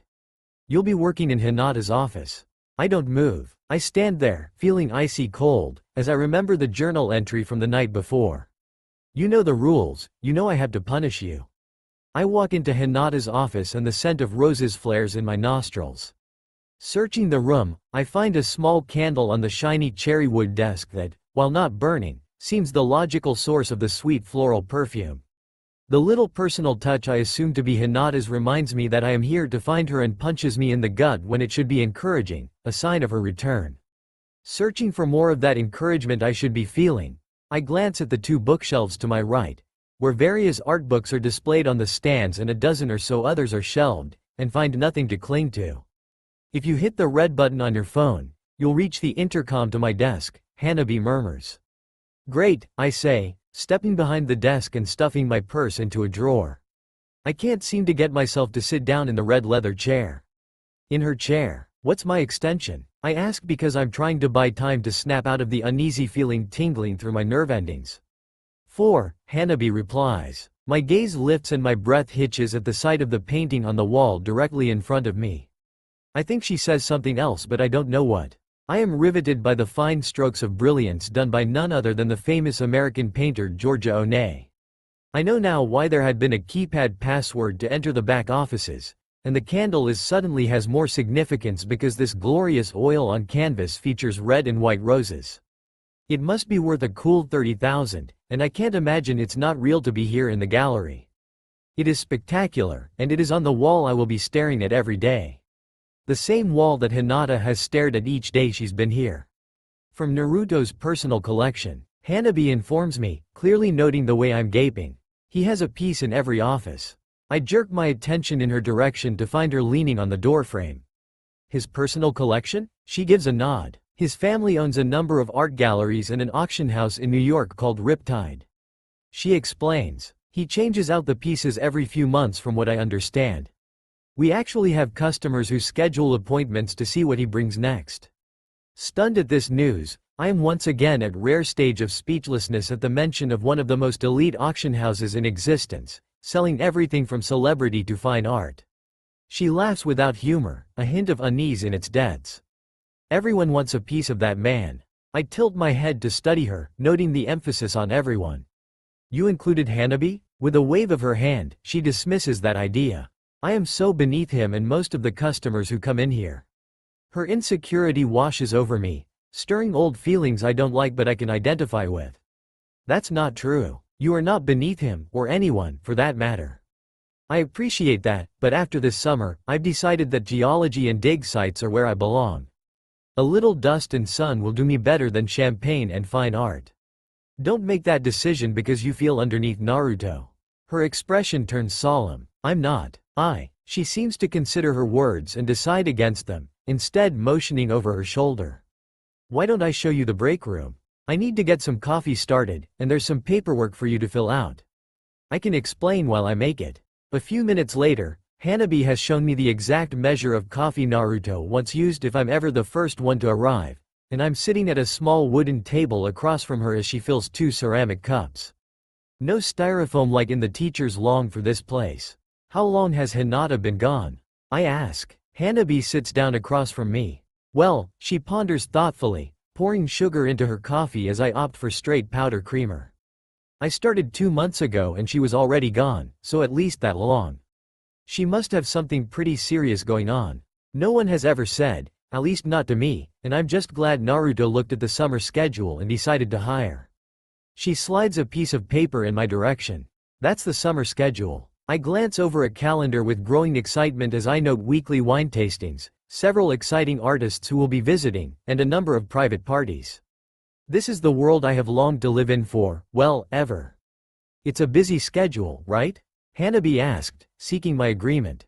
Very, but that's a good thing. Not when Hinata was at the helm of most of it, and even knowing this, Naruto has interviewed at least 15 people and hired no one until you. Thank goodness you did whatever you did to win him over because I've been helping and I'm in way over my head. Whatever I did to win him over, I repeat in my mind. I did nothing, and he hired me without so much as a question. Why? Because I asked about Hinata? Because I pretended to know her? Oh crap, I told Naruto that I had a sister. This is why I hate lies. They always come back to haunt you. My heart begins to thunder in my chest at the idea of being cornered and busted in this one. I'm still contemplating how to best make this right, what my story will be, when Hanabi slides a folder across the table. This is the new hire paperwork and some test Naruto said you need to take. Test? Yes, test. Do you have a problem with that, Ms. Haruno? Naruto's voice, dark and commanding, draws my gaze, and I barely stop myself from sucking in a breath at just how striking my new boss really is. He is wearing a light gray suit that enhances the unique blue quality of his eyes, which are more pale blue in this lighting, instead of dark blue as I had first thought. His features are finely carved, his bottom lip full, his jaw strong. He is tall and athletic, his blonde hair neatly styled. He is beautiful. I'm a schoolteacher, Mr. Uzumaki, I finally managed to say. I love a good test. I'm simply curious as to what kind of testing. We'll start with the basics, and I'll decide where we go from there, he says, cutting a quick look to Hanabi. I'll finish up the paperwork with Ms. Haruno, Hanabi. He is curt, authoritative. Intimidating. Intimidatingly why? Oh yes, she says, popping to her feet like Jack in the Box who's just had its handle cranked. She wasn't kidding about being intimidated by the man, and with him present, I am not without understanding of how she feels. Coffee is ready, by the way, she announces to him, and I can feel her angst, her plea of his approval that she doesn't get. She grabs her cup and heads toward him, and he steps aside to allow her to exit, but his eyes are locked on me, impassive, unreadable. The insecure part of me that Sai played on flares its ugly head inside me, that part of me so like Hanabi. Heat lashes through my veins and I will it away. I could so easily want to please this man, and it terrifies me that I still have that in me. You are not the same person you were with Sai, I tell myself. I'm not naive. I'm not inexperienced. I will not be captivated by this man's power, his presence, even if I am not blind to his appeal. I am in control. Besides, he is my boss, not my lover. He saunters to the coffee pot and fills a cup and, without asking, refills my cup. His eyes meet mine before he moves away, and I see the steel there. I see the dominance in the otherwise polite act. He didn't ask if I wanted more coffee. He simply decided I did, and thus I do. I need to establish parameters with this man and do so now. I am not going to touch that cup. In an instant, he's claimed the seat across from me, and the entire room along with it, and I am staring into those bright blue eyes and I do not dare look away. I tell myself it's my show of strength, but deep down I know I am captivated, commanded to his stare. I wasn't sure you'd show up today, he finally says. Why wouldn't I? Several seconds tick by before his lips quirk slightly and he reaches into the folder and passes me a piece of paper and a pencil. I hired you without so much as a reference check, on pure instinct. My instincts, Ms. Haruno, are very good. I'd like you to prove that an accurate statement. He reaches for the powdered creamer. I glance down at the paper and see 10 questions, quickly determining they are all related to medieval art. Begin, he orders softly. I glance up to him to find him settling back into his seat, clearly intending to watch me write the test. He wants to intimidate me, and I do not want to let him. My jaw sets, and I reach for the pencil. I can feel him watching me, and I am flustered to realize my hand shakes ever so slightly. Men like him do not miss such details. He knows it's shaking. He knows he's affecting me. I forcefully clear the haze from my mind and focus on the questions, which are quite advanced but well within my expertise. I finish them quickly and flip the paper around for his review. He's still leaning back in his chair, deceptively causal, watching me, his gaze hooded, his expression once again impassive. He doesn't reach for the test, but instead, his attention flicks to my cup. You aren't drinking your coffee, Ms. Haruno. I'm over my limit for the day. Limits are meant to be pushed. Too much caffeine makes me shaky. The words "the lie is out" before I can stop it. Where are all these lies coming from? He leans forward, and I can smell his clean, spicy male scent. Sharing a cup of coffee, he says, is a bit like celebrating a new partnership, don't you think? The challenge he has just issued crackles in the air, along with some other, unnamed electricity that had my throat thick and my heart racing. It's just a cup of coffee, but yet I sense that this is about so much more, that this is another test that has nothing to do with skill but rather with him. Me, and I don't know why I want to comply, to please him. Of course I do, I tell myself. He's the kind of man who expects those around him to follow his lead. I cannot fight his will and be here. I tell myself that why I comply, why I do as I wish. I tell myself I am not weak, and he is in control of the job, not me. I reach for the coffee.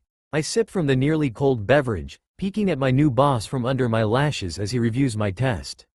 He is powerful, this man, controlling, arrogant, everything I swear each day I do not want in my life, and yet I am drinking coffee to please him. This would be acceptable if it were simply because he is my new boss. But it's not. Deep in my core, I know I am seduced by this place and by him. He is interesting me in ways I don't want him to be, in ways I know spell trouble. I tip the cup back again and try to savor the bitterness as a reminder of what this kind of man does to me. It strokes my tongue with acid and it's too much to take. I down the rest of the cup. Immediately, his gaze lifts to mine, and I barely contain a grimace. His strong mouth hints at a curve. His eyes glint with something I can't quite identify, and I wish I don't want to as badly as I do. Congratulations, Ms. Haruno. You passed your first test. I have the distinct impression that he isn't talking about the one on paper but rather something completely different. My compliance with his request, I drink my coffee despite my discomfort, I am almost certain. You doubted that I would? I challenge, telling myself that I am talking about the questionnaire, not the coffee. I hired you without an interview. Yes, I say, and my fear he'd done so because I'd been asking about Hinata, that he sees me as the next her, and I'm not sure that is a good thing. In fact, I'm fairly certain that it is not twists me and knots. I press forward with a facade of courage. Why exactly is that? You don't seem like a man who makes rash decisions. Why did you take the job without asking how much you will be paid or even what time to arrive, Ms. Haruno? My heart skips a beat, but I refuse to cower to this man, or any other man again.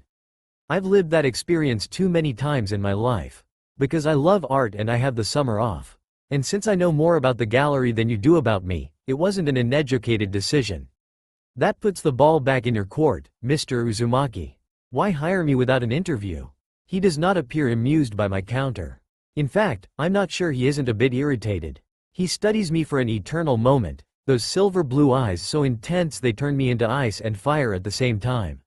He is unnerving. I do not want this man to have the ability to rattle me. You want to know why I hired you? It wasn't what I expected. Why offer your services if you don't expect them to be accepted? A moment of passion, I admit. And a summer of freedom. He gives me a tiny incline of his chin, as if accepting that answer. I could feel you passion, it spoke to me. My throat goes instantly dry as the words drop between us, heavy with implication, the air thick with rich, creamy awareness that I tell myself I am imagining, that I reject. He is not for me, this place is not even for me. It's Hinata's. You impressed me, Ms. Haruno, he adds softly. And that doesn't happen easily. My breath nearly hitches at his words. I am shocked to realize, despite my thoughts moments before, just how much I want this man's approval, how much I need confirmation it's real. I do not want it, I do not need it. And yet, I do. I wait 3 beats to calm my racing heart and then ask what I must know. How exactly did I do that in such a short time? My voice is not as steady as it was before, and he must notice. He is too keen not to. As I am sure you know, there are cameras in most galleries, including this one. I was watching when you bewitched the couple that was shopping the Uchiha display with an absolute passion for art. If not for your guidance, they may have gone home to think about the purchase. Even the idea of him watching me on camera, as disconcerting as it is, don't it stop the warmth that spreads through me at his compliment. He is everything Hanabi said he was, but he is even more. He is successful, and he belongs in a world I have only borrowed but long to own. Oh yes, I so want his approval, and I hate myself for needing it. Hate, it's a strong word, but I have a history that makes it so damn right for this occasion. Knowledge and competence are far easier to find than true passion, he adds, each word drawing me further into his spell. I believe you have it, which is why I can't quite figure you out. Figure me out? I ask, straightening a bit, uneasy that this might be headed toward my claim of knowing Hinata. Toward the sister I don't have and haven't thought of a way around. He sinks back into his chair, studying me intently, his elbows on the arms, his fingers steepled in front of him. Why is someone so clearly enthralled with this world teaching school? What's ring with teaching school? I ask, just as I had when Sasuke Uchiha had thrown the same ball at me. Absolutely nothing. I wait for him to continue, but he doesn't. He just stares at me with keen observation that makes me want to shift in my chair. I love teaching, I state. He arches a skeptical brow at me in reply. I do, I insist, but quickly, reluctantly add, but no, it's not my true passion. His reply isn't instant. He lets me squirm a bit under his scrutiny. So I ask you again, he finally repeats. Why are you teaching school? For a moment, I consider some fluffy answer designed for avoidance and decide he won't let that slide. My chest tightens as I admit something that I keep bottled up where I don't have to deal with it. Something I have told no one, but I am about to tell him. Maybe it's liberating. Maybe I need to say it out loud once and for all. I feel so damn guilty that teaching isn't so fulfilling. It should be fulfilling. Because, I say in a voice that to my dismay cracks slightly, a love of art doesn't pay bills. If he notices my discomfort, he doesn't show it. Again, his expression is impassive, unreadable. Which brings my curiosity back to what we've already covered. Why not ask what wage you will be paid? I have enough of an idea of the going rate to know why this has to be a summer job that I don't do this full-time. A pinch of irritation and defensiveness sneaks up on me. And you walked away before I get the opportunity. He laughs and it surprises me more than anything else he has done thus far. I suppose I did. He turns somber quickly and considers me for so long and so intently that I feel like I'm going to lose my mind. What is he thinking? What is he about to say? I am being judged and I know it. I tell myself I don't know him well enough for his opinion to matter, but like his approval, it does. He is of the world I so yearn to belong. Perhaps, he says, I didn't want to give you the chance to decline. I can certainly see you as a man who prefers to do the deciding yourself. I say before I can stifle my reply. He laughs again and sits up, scrubbing his clean-shaven jaw. You don't pull any punches, do you? I shake my head. Not today. His smile widens and it is a gorgeous, handsome smile that could melt chocolate. Let's see how true that is. Your top 3 Italian artists are whom?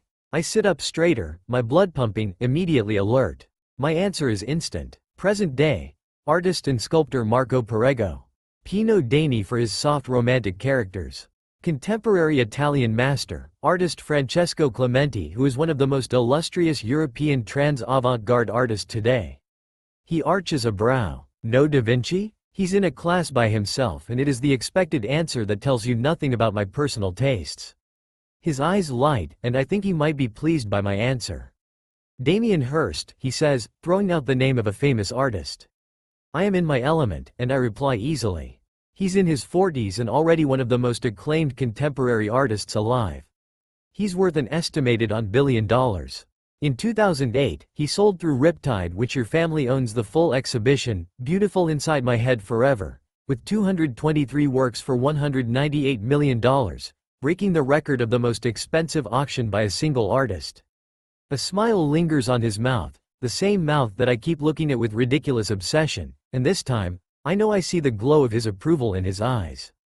I am again, energized anew. Comfortable in a way I hadn't been before this moment with this man. Impressive Ms. Haruno. I smile, not even trying to suppress my pride at his words. I aim to please. I must say, I'm getting that idea, and I like it. His voice is low, laden with silk.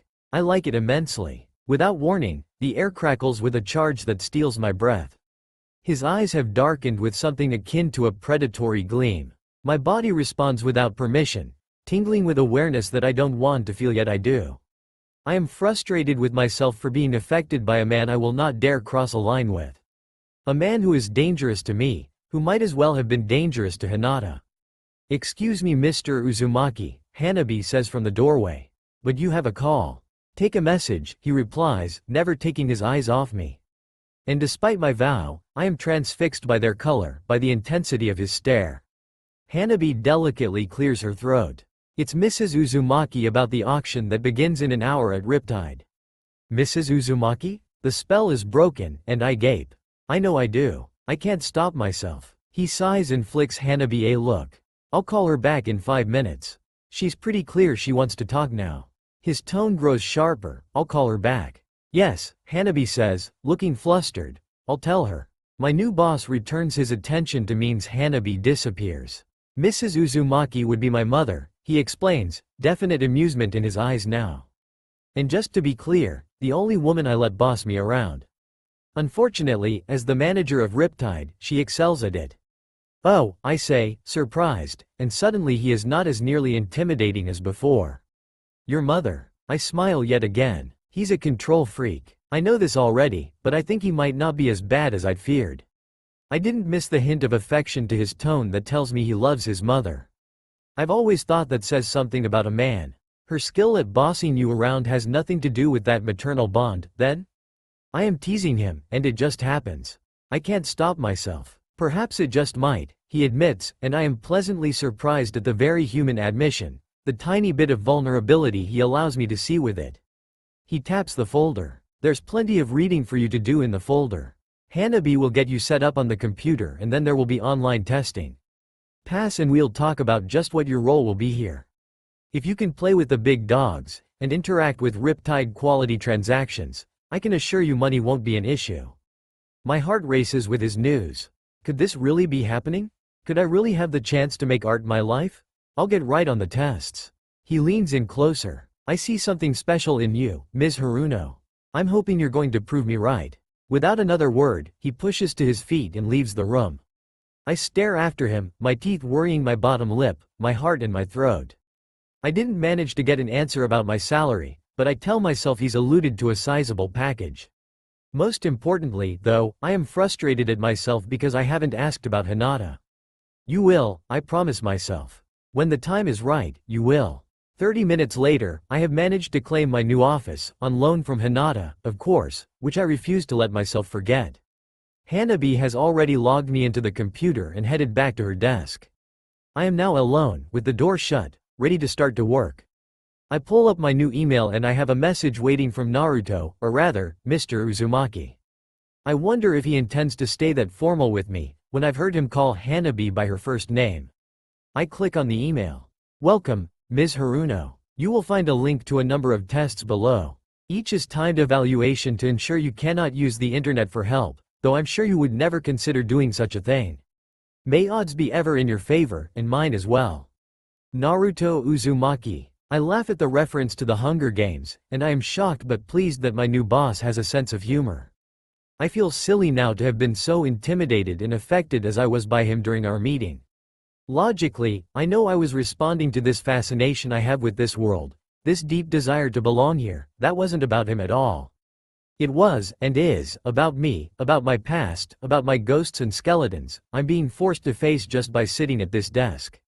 And the journals, I remind myself as the soft scent of roses I now associate with Hinata teases my nostrils. I pull open the drawer to my right and find a lighter and set the flame burning on the candle. The flame flickers with life, and my gaze falls on the brilliant rose colors of the wall. I picture Hinata sitting here and somehow I feel as if she is over my shoulder, but it is not frightening. In fact, I feel almost comforted, as if the dancing fire from the wick is a sign she is alive and well. Do I dare believe I can chase this dream and really make a living at it? Excitement and hope expand within me. I want this so badly it hurts and it frightens me. I know why I have never trued, and one of those reasons, money, seems to be resolved with the inference I will be paid commission on my sales. The other reason, though, is dauntingly big. If I fail, if must go back to my old life, it will destroy me. You have to try, I whisper to the empty room. You have to. New resolve forms, and I shake off my fears. If I am to stay here, if I can prove I'm worth keeping around, then I need to get busy. I quickly dig into my testing, and though the questions are challenging, I am pleased at the ease at which I complete the first few exams. I'm just finishing up a fourth, and stretching, considering seeking out a caffeine escape, this time one that is supposed to be cold, when I hear a knock on my door. Come in, I call, not sure why my stomach flutters in anticipation of my visitor, but the feeling isn't completely unwelcome. It's been a long time since every piece of my day has felt like an adventure. An Asian man in his late 20s appears in my entryway. I'm Lee, the accounting dude. Lee, I say, with a nod, and I barely contain a smile at both his dude reference and his red bow tie and green shirt. There is something friendly about this man that I like instantly. Yeah, I know, he says, clearly reading the meaning in my smile. I don't look like a Lee. My folks wanted me to fit into the American mold, but they weren't American enough to know Lee isn't exactly a cool name. But I like that it's unexpected. It disarms people right off the bat and, like you, it makes them smile. I like that, I say, smiling even bigger now. I think you should be in sales. You could make that work for you. He snorts. And deal with all the arrogant rich people who come here. No, thanks. His softens his voice. Naruto is all I can handle. Laughter bubbles from my lips. You'll have to share your secrets for that little trick. I'll buy you coffee sometime soon and tell you all his secrets. I'll take you up on that. He waves and departs, pulling the door shut behind him, and I return to my testing. An hour later, the material has turned daunting. My mood has shifted from energized to frazzled. I can see why I might be tested on random collectible items if I am to work with Riptide, but wine, opera and classical music? I know absolutely nothing about these non-art subjects, and I decide now might be a good time to find out how lunch works around this place. I head to the lobby to find Hanabi behind her desk with a tall, pretty young African-American girl about my age standing with her. Hello Sakura, this newcomer greets. I'm Karui, and I'm interning here this summer. Karui is dressed in a cream-colored suit, and her hair and makeup are impeccable, but her personality is casual and warm. I chat with her and Tenten, also an intern, and the girl who had been at the hostess stand last night join us. I'm pleased that I like everyone I've met. I feel good with these people. Unfortunately, Tamari, a pretty and rather robust blonde salesperson closer to my age, is so busy she can only wave and give me a quick greeting. So, Hanabi, I say when I am finally alone with her again. Is it common to be given testing on wines and music to work here? She nods. We have so many events that Naruto uses the testing where we can best service the clientele. In fact, we have a wine testing next Friday night. My stomach knots. Could wine really be my undoing? Excuse me, a woman in dark-rimmed glasses says, appearing at the desk. Can someone help me with a Sasuke Uchiha piece, please? An image of Sasuke standing in front of me, holding his jacket around me, makes my belly do a flutter. I would be happy to help you, I offer, suddenly eager to visit his display again. Hanabi looks shocked, and I assume that means I'm not allowed to be on the floor yet. I pretend not to notice and head to the sales floor. An hour later, the woman left with a six-figure purchase that has me glowing with excitement and the rush of having made a sale. Lee winks at me as I pass his office, which I've now discovered is next to mine. Ah, Hinata's. My stomach growls, and I realize I haven't eaten anything, and a glance at the ridiculously expensive, fabulous antique clock in the hallways says it's 2 o'clock. Geez, how did that happen? I turn back to the reception area to ask Hanabi if I can run out and find myself toe-to-toe with Naruto. He is taller than I remembered, and I crane my neck to meet his stare. Ms. Haruno, he says tightly, and I am immediately aware of his displeasure. Why is he displeased? I just brought in 6 figures to the gallery. Mr. Uzumaki, I say. Why have you not completed your testing? I was, helping customers. Did I tell you to help customers? I wet my lips nervously, and his gaze flicks over my mouth.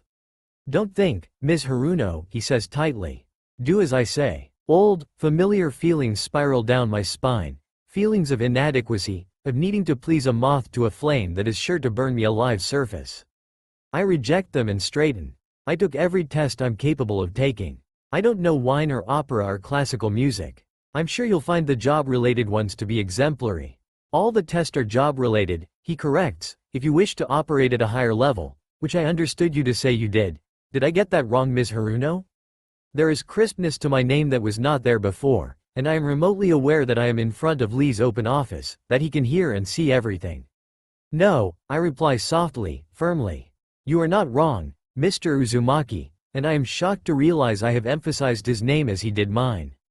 There is a rebel inside me that refuses to sink into my old habits, and I am suddenly proud of myself.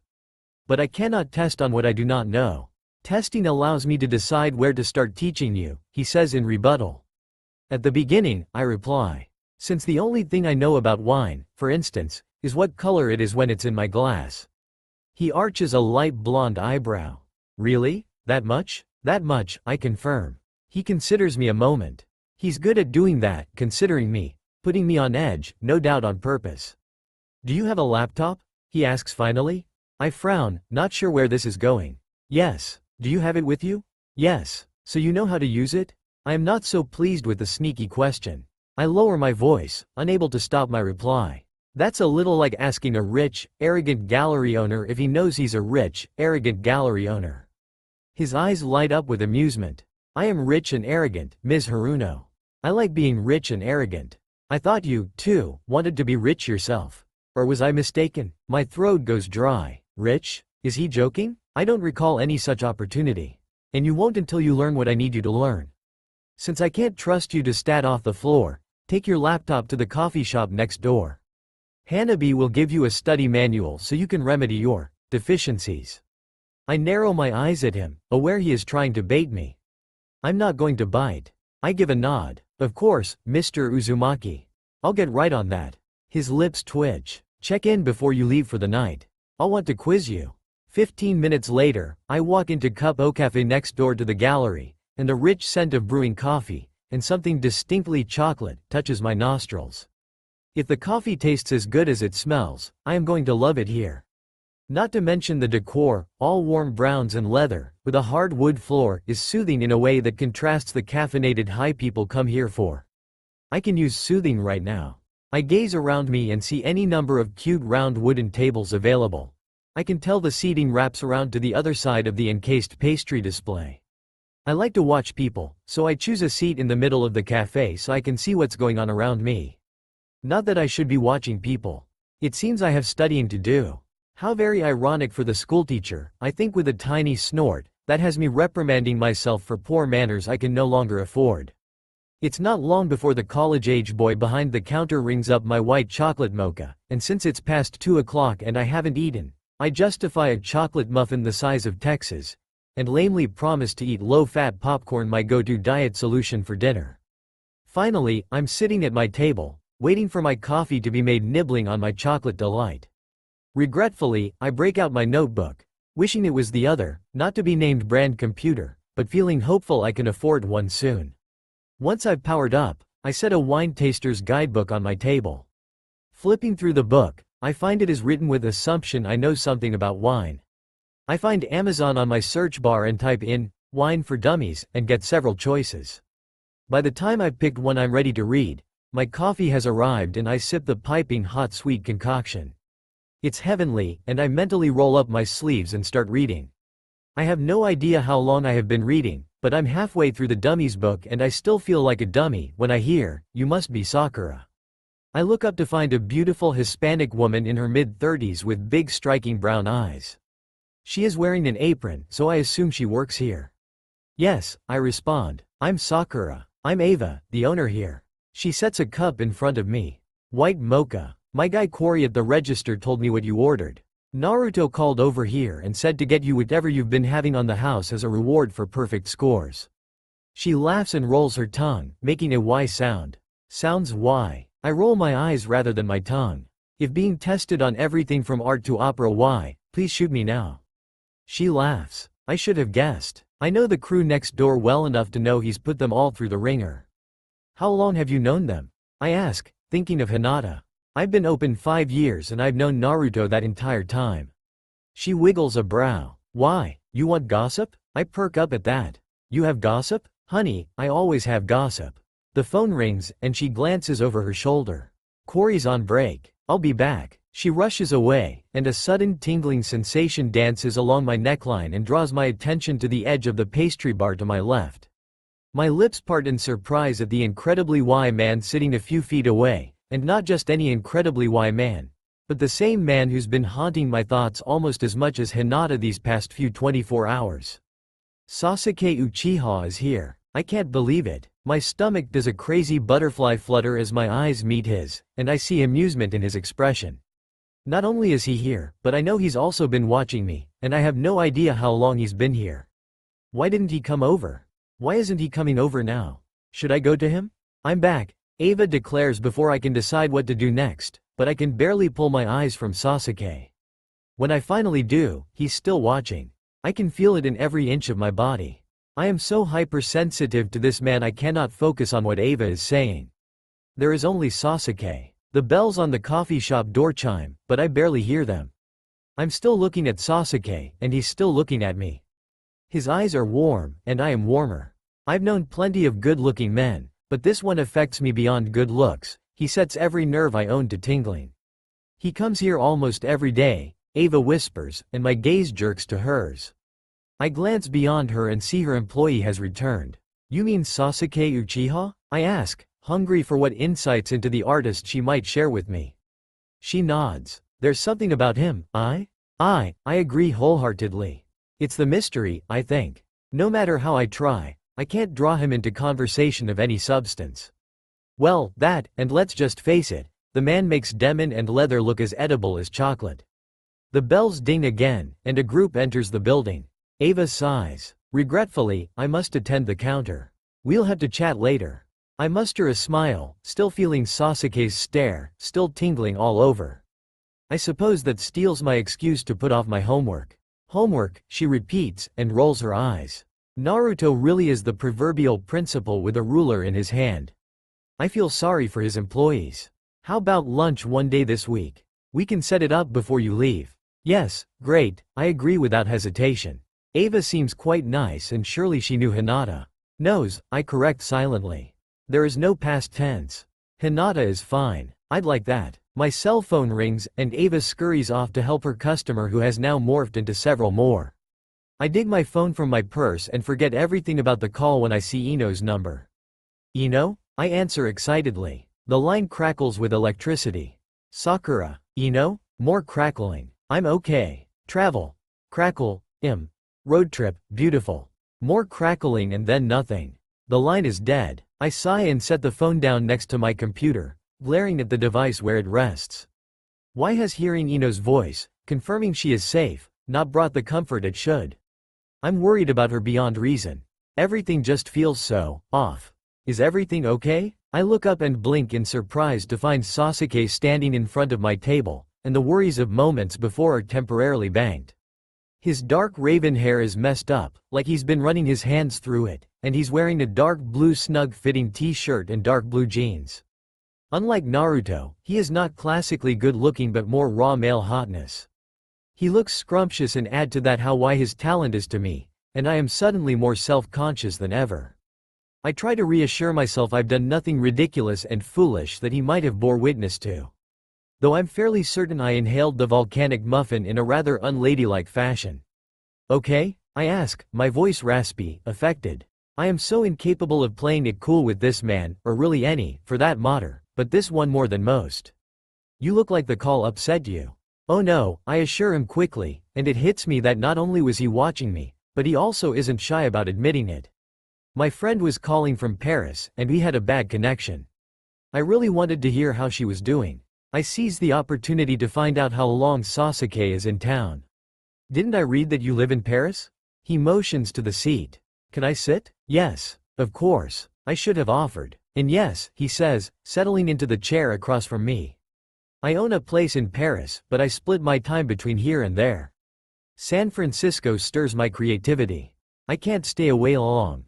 I'm thrilled to discover he lives here, and intrigued by his creative process. I yearn to ask questions about his work, but I hesitate, after Ava's reference to his being a private person. Besides, the table is small, and I can smell the same earthy male scent from last night, and the effect is drugging. I'm not sure I can ask intelligent questions, so I settle on easy small talk. I had no idea you were local, but then, I've been pretty removed from the art scene for the past few years. But you're back now. For the rest of the summer, I agree, watching him closely as I add, or until Hinata returns. His brows furrows. She's coming back? You don't think so? He shrugs. Not a clue. I barely know her, but she's been gone so long that I assumed she'd found a new job. Naruto says she's on a leave of absence. From my understanding, some rich guy whisked her away to travel the world. And you have no idea how long until she returns? You summed up the general gist of the situation. I'm here until she's here. Or until I prove I am worthy of staying around when she returns, I remind myself. He murmurs. That open-ended vacation is rather odd. She must be an exceptional employee. Right, must be. I don't miss the hint of sardonicism tinging his tone, and I am quite certain he doesn't like Naruto any more than Naruto seems to like him. Wine? He asks, indicating the book on the table with a lift of his chin. Apparently, it's not enough to know art to sell art. I must acquire a knack for talking about fine wine, opera, and classical music, about all of which I am clueless. I'm being tested, and since I do like a glass of wine here or there, it seems the least intimidating. His lips thin with disapproval. You don't need to know anything but art to sell art.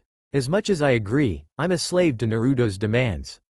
Hinata's writing replays in my head, catching me off guard. You know I have to punish you.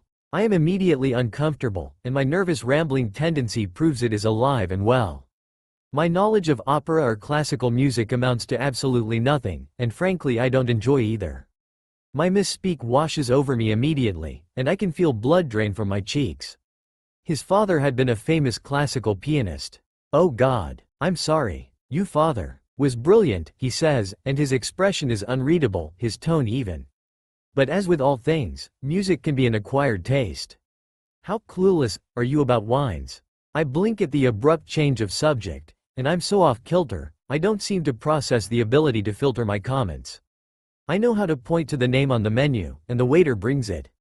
Amusement dances in Sasuke's obsidian eyes, and his mood is instantly transformed from intense to relaxed. And you pick the wine you point to how?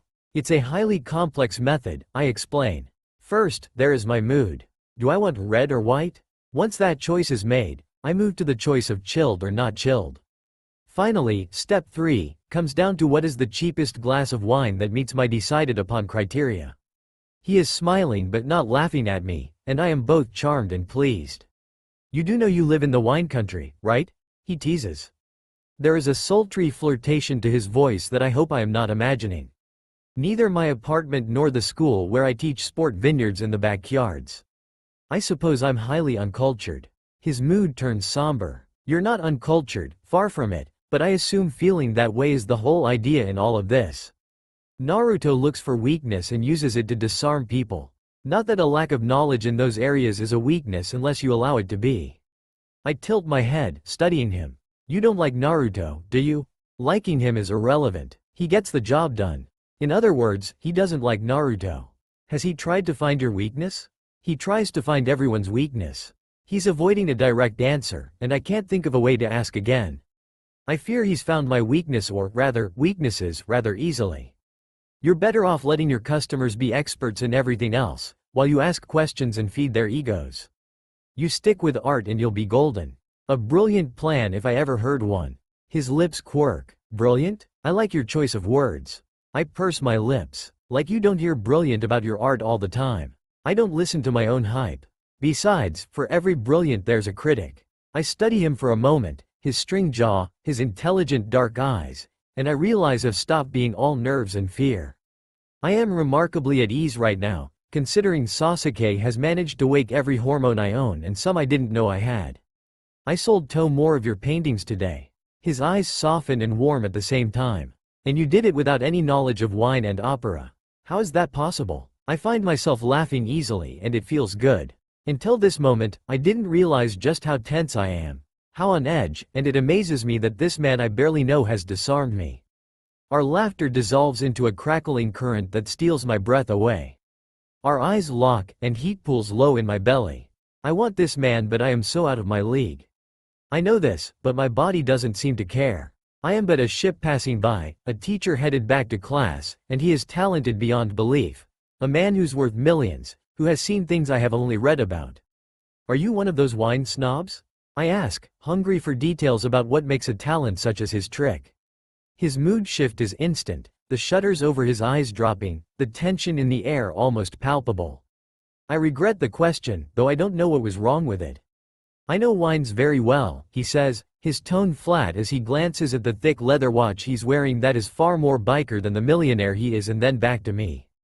I'm booked for a meeting with your boss that I need to get to. He studies me for an intent moment and his eyes warm again, and I can almost see the ice melting before me.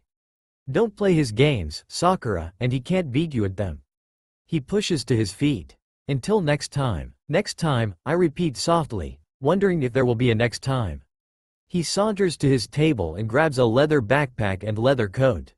He is wearing biker boots, black leather with silver buckles. I've always favored men in suits, men who were refined, and well, like Naruto. Sasuke isn't those things, and yet he intrigues me in every possible way. I expect him to pass my table, and I hold my breath, waiting, trying to think of some witty, cool something to say to him, wondering what he will say to me.